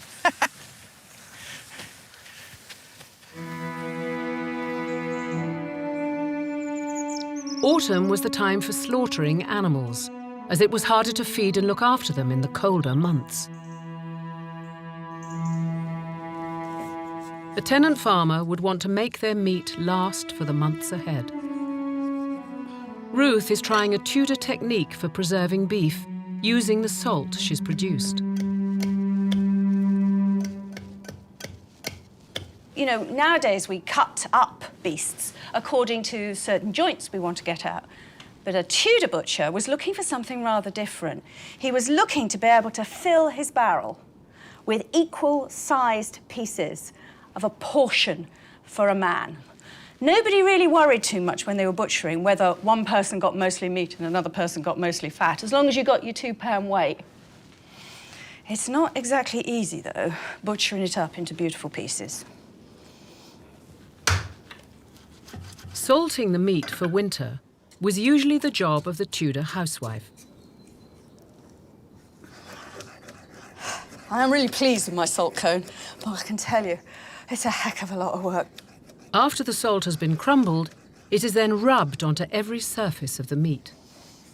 And what I'm hoping to do by this process is to dehydrate the meat. I'm going to try and draw out all the juices within it, because they are what allow infection in. Once the blood and other fluids have been drawn out of the beef, it is ready to be stored in brine, a mixture of water that has been boiled with salt and herbs. This will move the salt further into the tissues of the meat. There we go. Now, just need to leave it in the brine for 3 days for that brine to really penetrate. Once this has happened, the meat can be packed into a new barrel of dry salt for the final stage in preserving.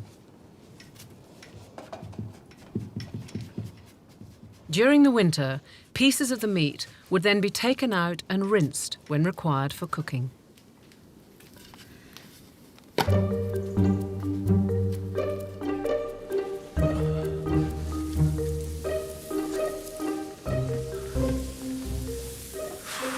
So I'll jump over, Peter, you pass it over?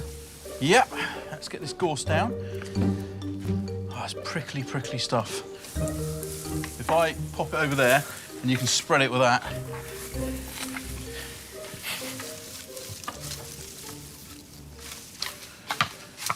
But I suppose not only have we brought our sheep and our cows in, we're also bringing in our harvest, and by doing so, we're leaving stubble fields. So we're taking away the home of the rats and the mice, and we're creating a food store for them.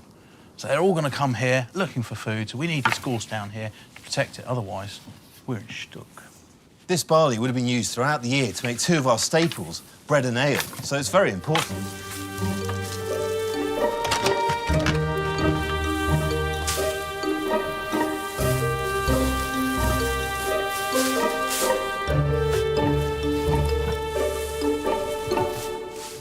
Well, one more load to get, and then we can have our feast. I'm looking forward to it. Let's crack on.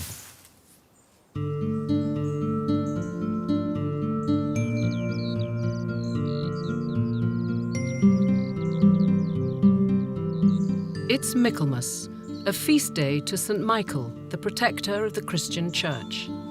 It marked the shortening of days and the end of the yearly farming cycle. Ruth is cooking goose, the traditional meat eaten at this time of year.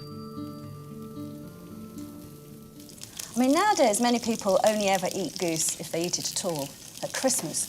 And that's a madness from a farming point of view. Utterly ridiculous. It's completely out of season. There are 2 points in the year when it makes sense to eat goose. One is towards the end of summer. At that moment, they are at their fattest and their juiciest. And it used to be called a green goose, a grass-fed goose. However, if you want to keep them through till Michaelmas, then there is one more source of free food to fatten up your goose. You set your geese free on your stubble lands, and they pick about, and any you've dropped grains, they feed on and fatten up a second time. And that is a stubble goose, just ready for Michaelmas.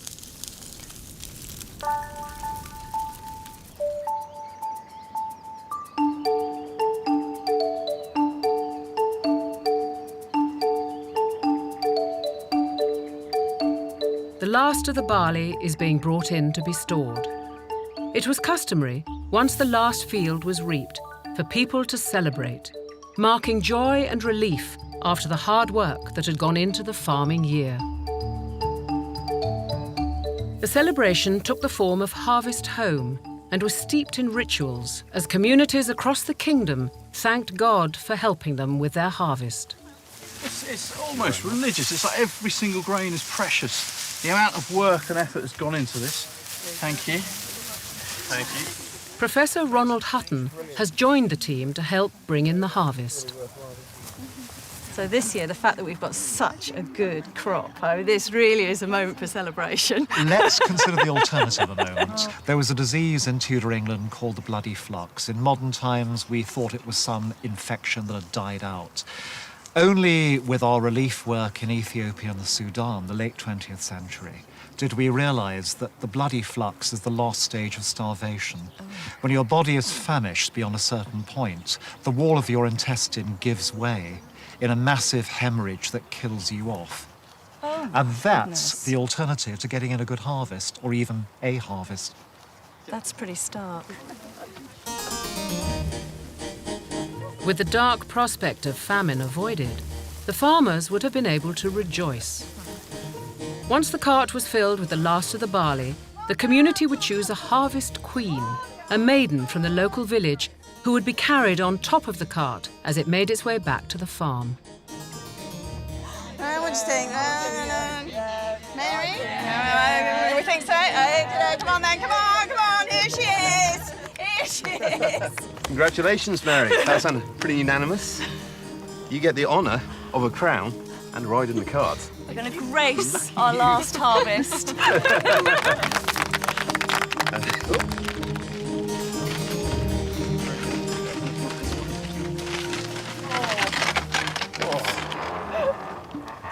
Gentlemen, one last little ordeal for you. Yes. There are generally games involved in bringing home triumphantly the last cart from the field.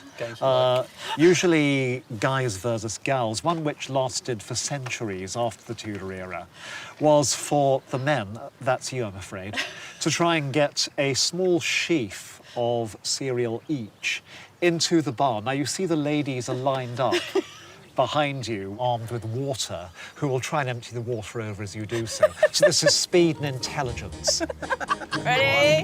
2, 3, stop!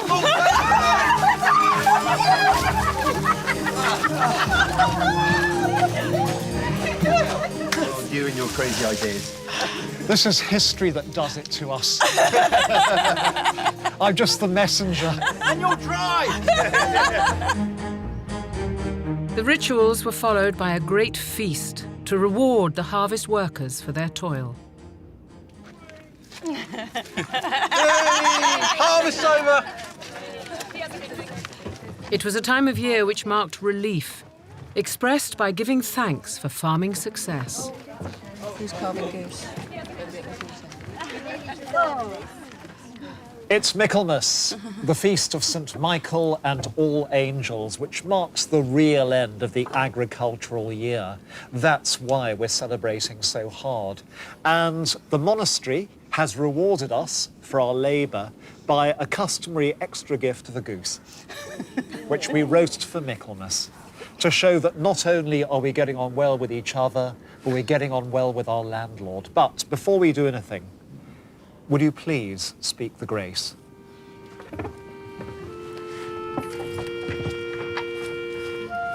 Benedictus, benedicat, per Iesum, Christum, Dominum Nostrum. Amen. Amen. Well, I have to say, this goosey is fair. Carve away. Goosey, goosey. What a win. Pass down your plate! Pass down your plate if you'd like to win!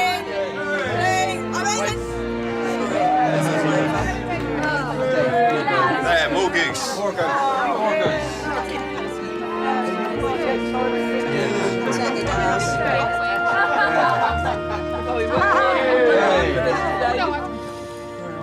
Well, Ronald, it is good to be alive. It certainly is right now. Remember, in 1500, we have winter ahead of us. Hypothermia, darkness, and above all, boredom. We're going to have to while away those long nights with lots of stories. Well, as the beer is flowing, we'll have a few stories. That is a wonderful, wonderful idea. Here's to you.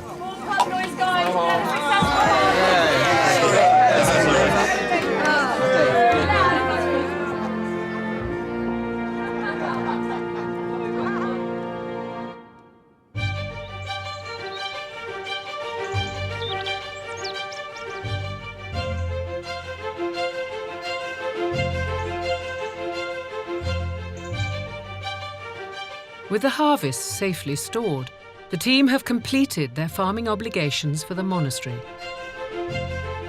For the previous 800 years, monasteries had been at the forefront of farming, education, and technology, as well as a hub for a range of craft and commercial activities. Monasteries wanted elaborate, beautiful buildings to display their devotion to God, and skilled masons were in high demand. Peter has come to Gloucester Cathedral to meet with Master Mason Pascal Micalisson, who is restoring the stonework. What are you working on at the moment? A canopy. And is this for Gloucester Cathedral? Yeah. A canopy, that's the stone which is covering a statue, the head of a statue. It always amazes me, cathedrals, they're so beautiful and so ornately carved. And I suppose one of the few buildings that were built out of stone in the period.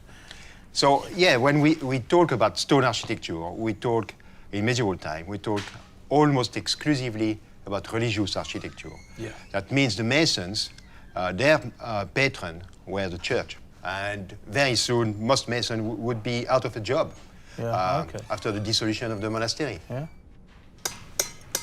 A mason would trace designs onto floors and use basic geometry and rules of proportion to create buildings that have lasted for centuries. What is extraordinary with medieval Masons and Tudor Masons is what they did with almost nothing and using very, very little tools, and mostly they use their wit. Right. And that's the tool they built cathedral with, right. A pickaxe. And that's it? That's all they had. So could anyone become a mason? The modern equivalent to understand that spot on is you go to a football academy. Mm-hmm. Either you can kick the ball or you can't. Right. It's a ruthless but fair system of meritocracy. Yeah. It's, at the end of the day, either you can have the skills of wielding the axe or you can't. Well, I've kicked a few balls in my time. They've never gone in the direction I want them to. But hopefully if I hit a few blocks of stone, I can... Yeah, but we can have a little demonstration. Building was usually done in the spring and summer months. The mason would work with stone that was fresh from the quarry and contained natural sap that made it soft and much easier to carve. The stone could be put in place and left to set in the winter. All right, that cut looks absolutely fantastic, and you're doing that all by eye. Well, I'm a trained mason, so it would be sad if I couldn't do it. You make it look so easy. Have a go. OK. And this finger, this is basically for guidance, is it? This piece of stone will be placed in the cathedral when complete. You see, you've got to control the cutting angle, so you've got to go I can in see a bit. That straight away it's coming out like that, so I need to... So, what, tilt the axe slightly up like that? Yep. Yeah, not bad. It's amazing the difference that the index finger makes. It does give you that control. A Tudor stonemason would traditionally serve a 7-year apprenticeship, a system which still operates today.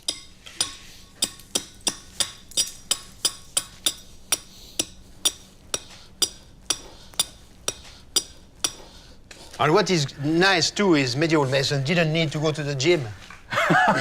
That's definitely not. Keep you fit. Well, based on that very, very little bit of me chopping a bit of stone off, do you think I've got potential to be able to kick a football in your stonemason academy? Yeah, I think we can put you on a 3-month trial. Right. And we'll see. Hopefully you won't regret that.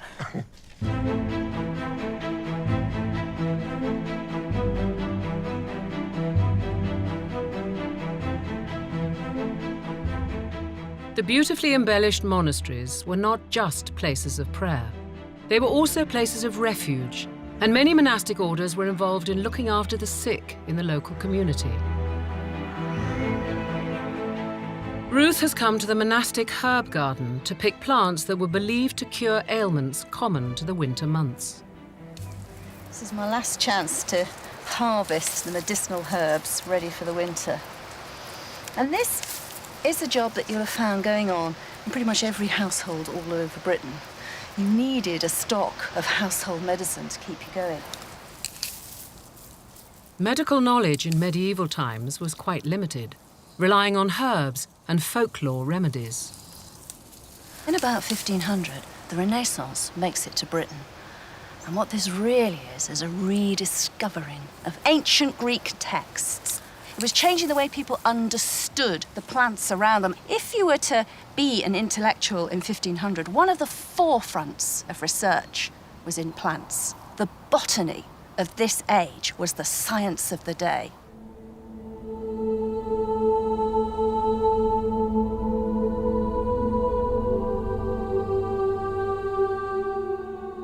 Monasteries were often large complexes of gardens, dormitories, and areas for prayer. All of these areas were rich in decoration. Great tiled floors were costly and were another craft that thrived thanks to the patronage of the church and monasteries. Peter has come to the Abbey to meet with Karen Slade from the Company of Artisans, who will help him make tiles for a church. So how do you make one? Well, you have to start with some clay, then you can take a wire and you can cut it from a block. Wow. And you can then wedge that up and put that into a tile frame. So this is a frame that just helps you get everything the same size. The tiles would then be decorated. So if you'd like to make a 1500s tile, this one is a pattern from Hales Abbey in Gloucester and was made originally in about 1536. So that's a fleur-de-lis, That's a fleur-de-lis, yes. And the three petals that you see here, they symbolise the Trinity. So you've got the Father, Son and Holy Ghost. It's a very popular symbol. I'm also right in thinking that Henry VII Yes, he did. Yes, he did. OK, so I just, line this up? Yes, that's it. Line it up nice and square. Line it up with the clay. That's it. And then you hit it with a hammer. Now, am I hitting hard? You hit it relatively hard, in the middle first and then each corner.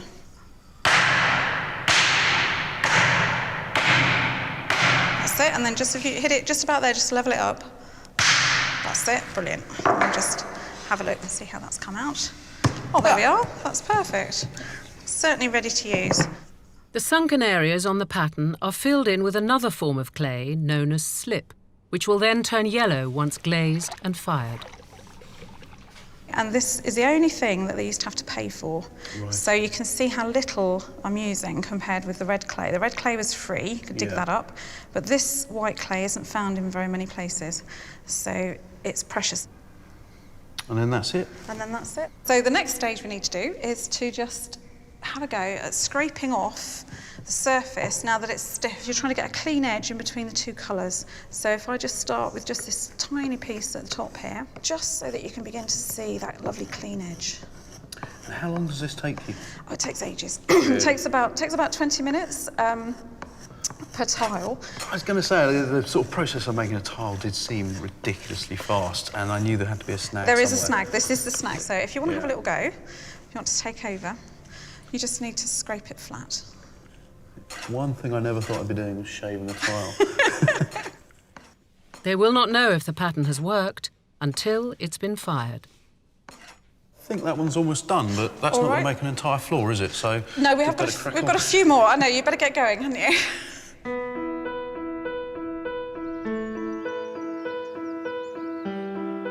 In Tudor England, the threat of fatal disease was ever present, such as the sweating sickness and the bubonic plague. The average life expectancy was just 35 years.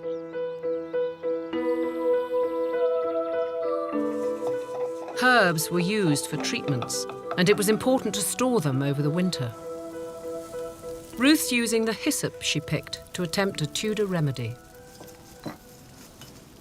That's a load of honey. I'm just bruising the first of many batches of hyssop.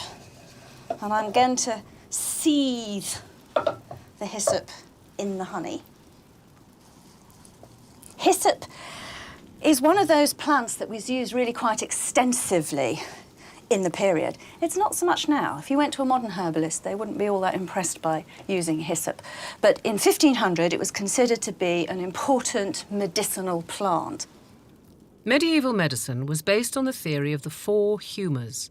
It centred on the balance of 4 liquids in the body: blood, phlegm, black bile and yellow bile. Illnesses were believed to be caused by an imbalance of one of these humours, and medicines would aim to restore the balance. And every plant out there was assigned to one of the particular humours, to a more or less degree. So hyssop, which is the one here, this is hot and dry. It's ideal for counteracting, for balancing diseases of phlegm. Anything where you have too much phlegm can be cured, according to this ancient Greek idea, by hyssop. A spoonful of hyssop mixture mixed with hot water was viewed as a useful remedy.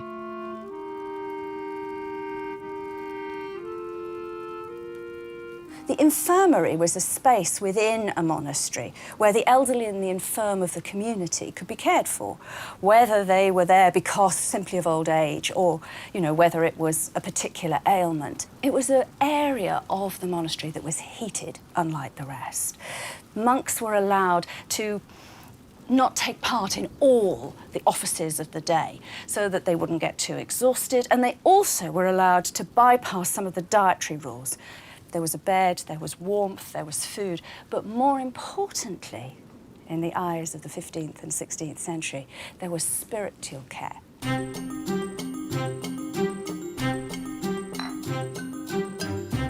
Under the reign of Henry VIII, many of these monastic hospitals were closed. In their place came the civic and parish provisions, which laid the foundations for modern social welfare.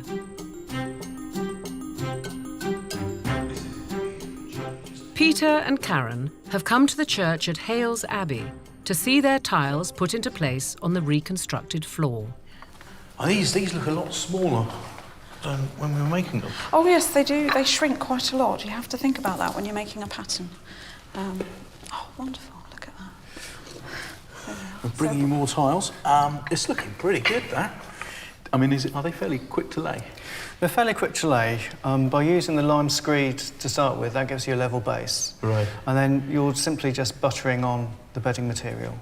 So the tile's going to be more or less flat anyway.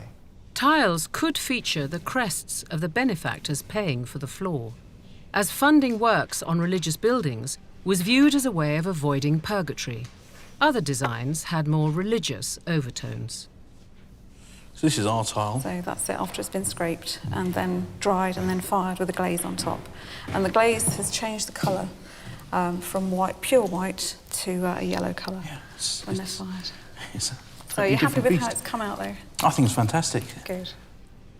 The distinctive yellow and red tiles were phased out from the 1540s, with the influx of tilers from the continent bringing new styles. All of a sudden you've got wonderful Italian tilers and French tilers and people from Holland making Delftware, making blue and white. And as soon as people see blue and white tiles on the floor, they don't want brown and yellow anymore. Suddenly their floors are in HD. That's it, they don't want them anymore. The final process is to use a dry mortar mixture of lime and sand, brushed over the tiles into the cracks. Water is added to set the mixture and keep the tiles in place. At the point of dissolution, the larger monastic houses were still spending money on embellishments such as these tiles or ornate stonework, when they really didn't see it coming.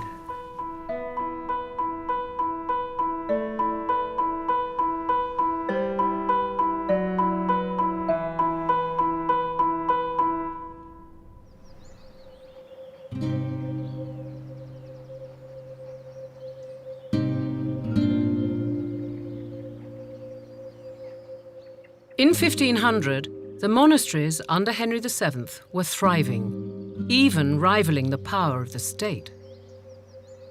But when his ambitious son, Henry VIII, came to the throne, the new monarch came to resent the monastery's power, their wealth, and their control from Rome. The king also questioned the religious purpose of the monasteries, influenced by ideas from Europe that monks no longer needed to pray on behalf of society. Individuals should now pray directly to God to ensure their own salvation. In the 1520s, the wheels were put in motion for the king to break away from the Roman Church and dissolve the monasteries. Professor James Clark, an expert in medieval history, has come to discuss the dissolution of the monasteries. I just find it utterly amazing that so enormous shift happened with remarkably little protest. It is remarkable.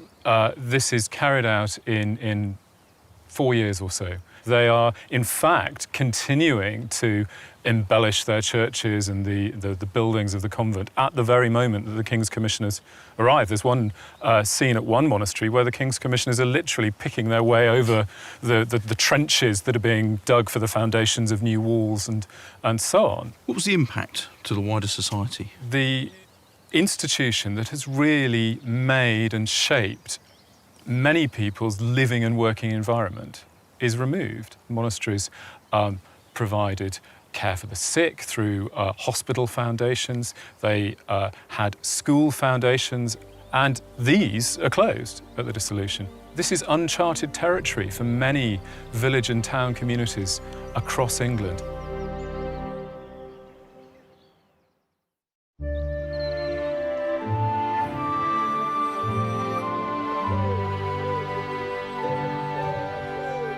The team's time as tenant farmers of the monastery is coming to an end. The farmers' calendar was punctuated with religious festivals. Earlier in the year, the team set up a religious guild, a group that monitored its members' piety to ensure the salvation of their souls. Guilds often put on mystery plays, a tradition that was to be largely lost after the dissolution of the monasteries. A representative from the guild would be in charge of organising the play and recruiting locals to act and help build the sets. The team are meeting with drama expert Dr. Eleanor Lowe to find out what's involved. What do we mean by mystery play in the first place? Well, the word mystery links to the Latin word mysterium, which means a guild or a craft. So these plays were very much linked to the guilds who were responsible for each of these plays, and each of the guilds would be asked to put on their own section of the story. So these mystery plays were a cycle of plays, several different plays, each of which told a sort of little snapshot moment from the Bible. They tell the story of the scriptures from the creation right through to the harrowing of hell. Yeah. So it's education and entertainment at the same time? Absolutely, all at the same time. Are we talking professional actors then, or people No. giving it a go? No, so these are amateurs as part of the guild, performing on the street in front of their fellow townspeople and trying to communicate a message.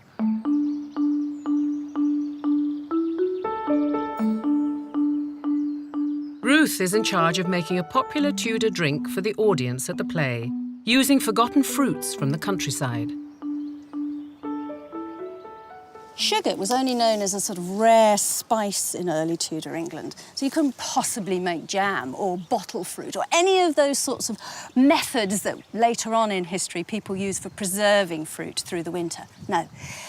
In the 1490s, in 1500, fruit had to keep all by itself. So what you were looking for was varieties which would do exactly that. As fruit was expensive to preserve, any that could last for longer in the larder would be most welcome.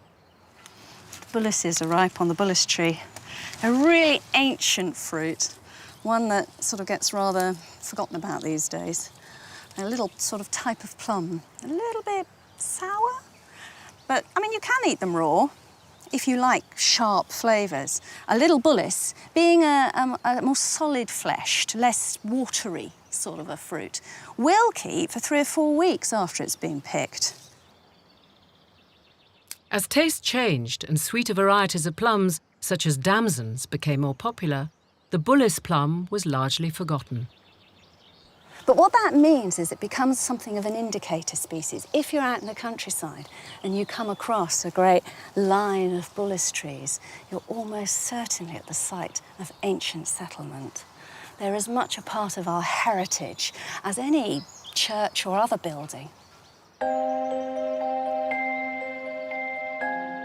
To impress the audience of the play, guilds would pull out all the stops to produce a memorable performance. Tom has come to see alchemist Jack Green to experiment with making Tudor pyrotechnics.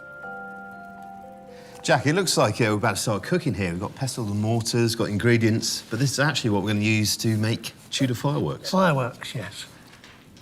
Although they had been used in China since the 10th century, in England it was not until the 13th century that a churchman called Roger Bacon first studied how to make fireworks. So, Jack, what's our first ingredient?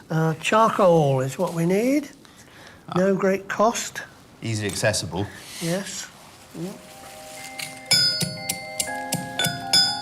This is basically the principle of grind all the ingredients down and mix them, isn't it? Yes, and the finer you grind them, the more intimately mixed they are, the more powerful is the fire. Fireworks were produced by adding other minerals to the charcoal, like saltpeter. So what is saltpeter? Well, it's a salt, and it's a salt that accumulates in manure heaps. It helped ignition. There's also an element of risk, creating gunpowder. I imagine it's not something people wanted spread about, that knowledge. The difference between a modern scientist, a modern chemist, and a medieval alchemist is that a modern chemist believes in publishing results. Alchemists had exactly the opposite attitude. All alchemists wrote in code. And the fascination of alchemy is to work out what the symbols mean. The Tudor period was the first time these ratios of ingredients were studied, and gunpowder was made to be as explosive as possible. Jack and Tom are trying their own ratios. Very good. That goes in there. This is for filling. Funnel. OK, and this goes in the top. I do have a secret ingredient for this. We have here some gunpowder. So we'll put a little of it in. That goes down the bottom, does it? Yes. That will make it finish for the flourish, you see. Layers of the powders need to be built up to create different effects. Jack's experimental layer of gunpowder will, hopefully, make it go with a bang. And then a little more of this. It must be there by now, surely. I don't know, you're the boss. Well, you're the man with the eyes. Now we put the fuse in to start it off. That should be good. There we have it. So there we are. Good luck for the mystery play. Trust me, he's going to bring the house down. I hope not.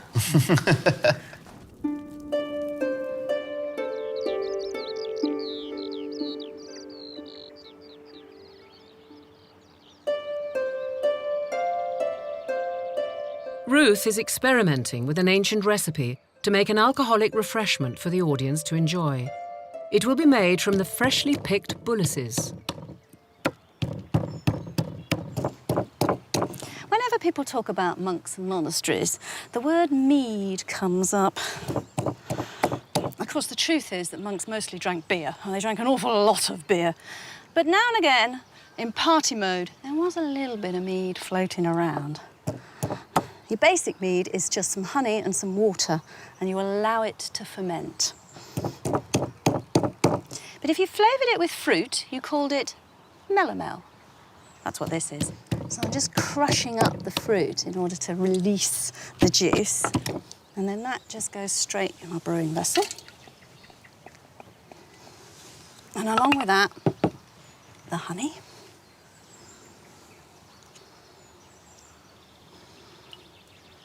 Now, the more honey I use, the stronger it'll be. In we go, and then the water. And that's it. You'll have noticed that I didn't wash the fruit first, and that's deliberate. I want the wild yeasts on the skin of the fruit to be in there, working, feeding on the sugars from the fruit and from the honey, quietly turning the water into alcohol. That's basically it. Ruth will leave it in the sun, allowing the fruit to ferment and hopefully create a tasty drink.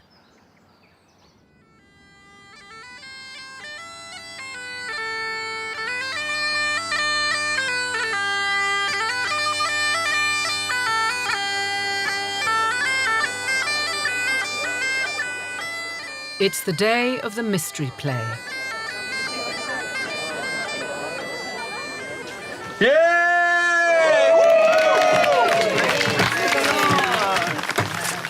For mankind shall dwell evermore in bliss that never fails within. Records give some details of how plays were put on, and the team have converted a farmyard cart into a stage from which these mobile plays would be performed across towns. So what's really interesting about these plays is that they're very popular in the 14th, 15th century, and then by the time we get to the 1590s, they've really been censored out of fashion. And that's partly to do with the dissolution of the monasteries, because of course they're very much tied up with the Catholic Church calendar. Guilds chose a play that reflected their interests. Carpenters' guilds, as woodworkers, would naturally put on the crucifixion. And the team's Farmers' Guild has chosen a play centred on the salvation of souls by Jesus. The Harrowing of Hell. My brethren, I think our help is near, and soon shall cease our sorrows. Mystery plays were similar in style to modern pantomimes. Tom is playing Beelzebub, and the bad guy's arrival on stage is marked in the same way it is today, with a bang.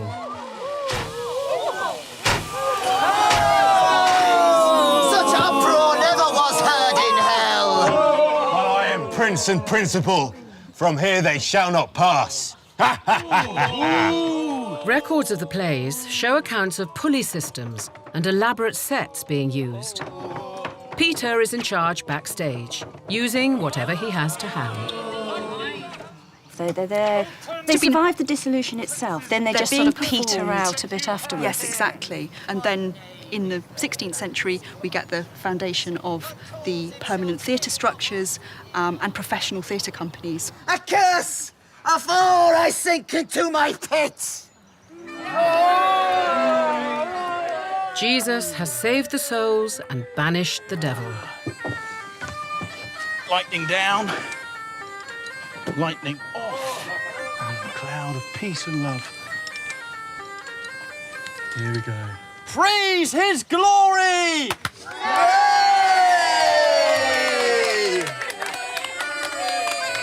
Well done, guys. Well done. Sorry, Peter. Awesome, that was brilliant. Well done. Go take the praise. The festivities will carry on for many hours, and Ruth's Melomel has turned out to be a hit with the audience.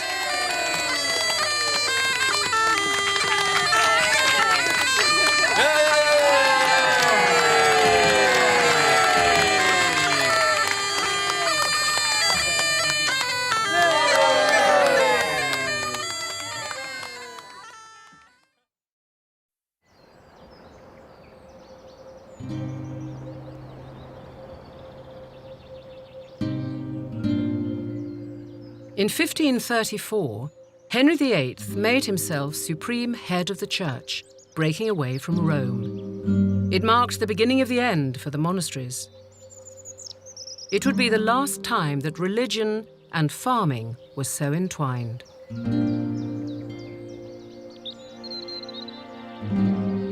Over the course of the next 4 years, monasteries were pulled down, their valuable land and materials stripped and sold off.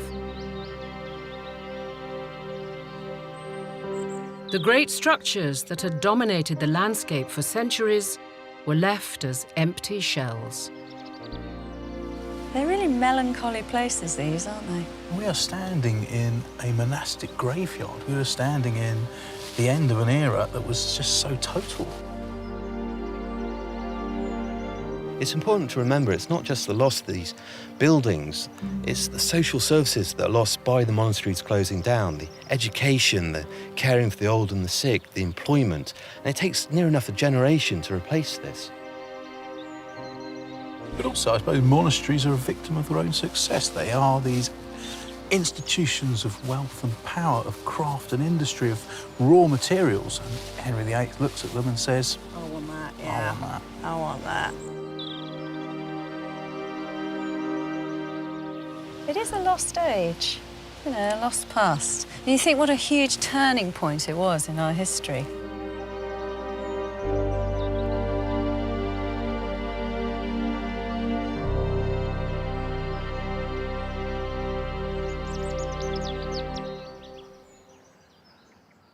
It's the last day on the farm.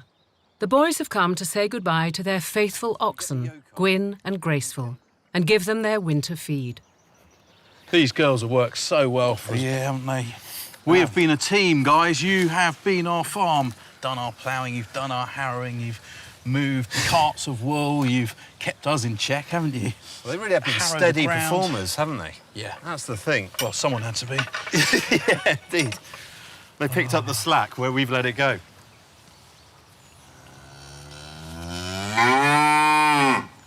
Yes, you'll get some food in a second. Gonna miss you guys. Without them, we couldn't have got half the stuff done. And we built up a working relationship, and it's a real insight at just how reliant a Tudor farmer would have been on their livestock. Without these guys, you don't have a farm. Without a farm, you don't have a livelihood. Well, it's been emotional.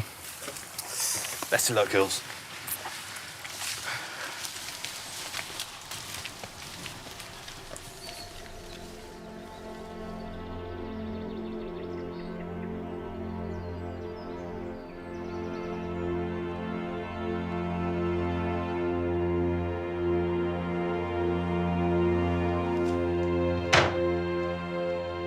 In 1500, the monasteries had been at the peak of their power and influence. They were one of the largest landowners in England, controlling mines, waterways, and farms, and holding a virtual monopoly over the wool trade. I thought they were supposed to be white sheep, these ones. They were the dominant spiritual and cultural focus in Tudor society. The dissolution transferred the power of the monasteries, along with their land and wealth, to the crown. Some aspects of monastic authority would be taken over by the state and private enterprise. Others would simply disappear.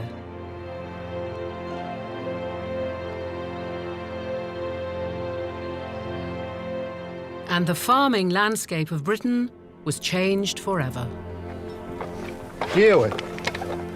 Bosra vestibus in stola sua formasus.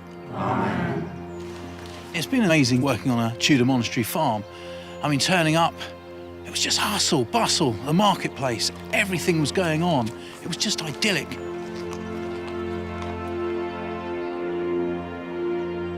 Everything's been fun, but it's definitely been hard work. You know, my weight's dropped off a little bit, you know, a few aches and pains, bruises, sores, but it's been fantastic. I wouldn't change anything.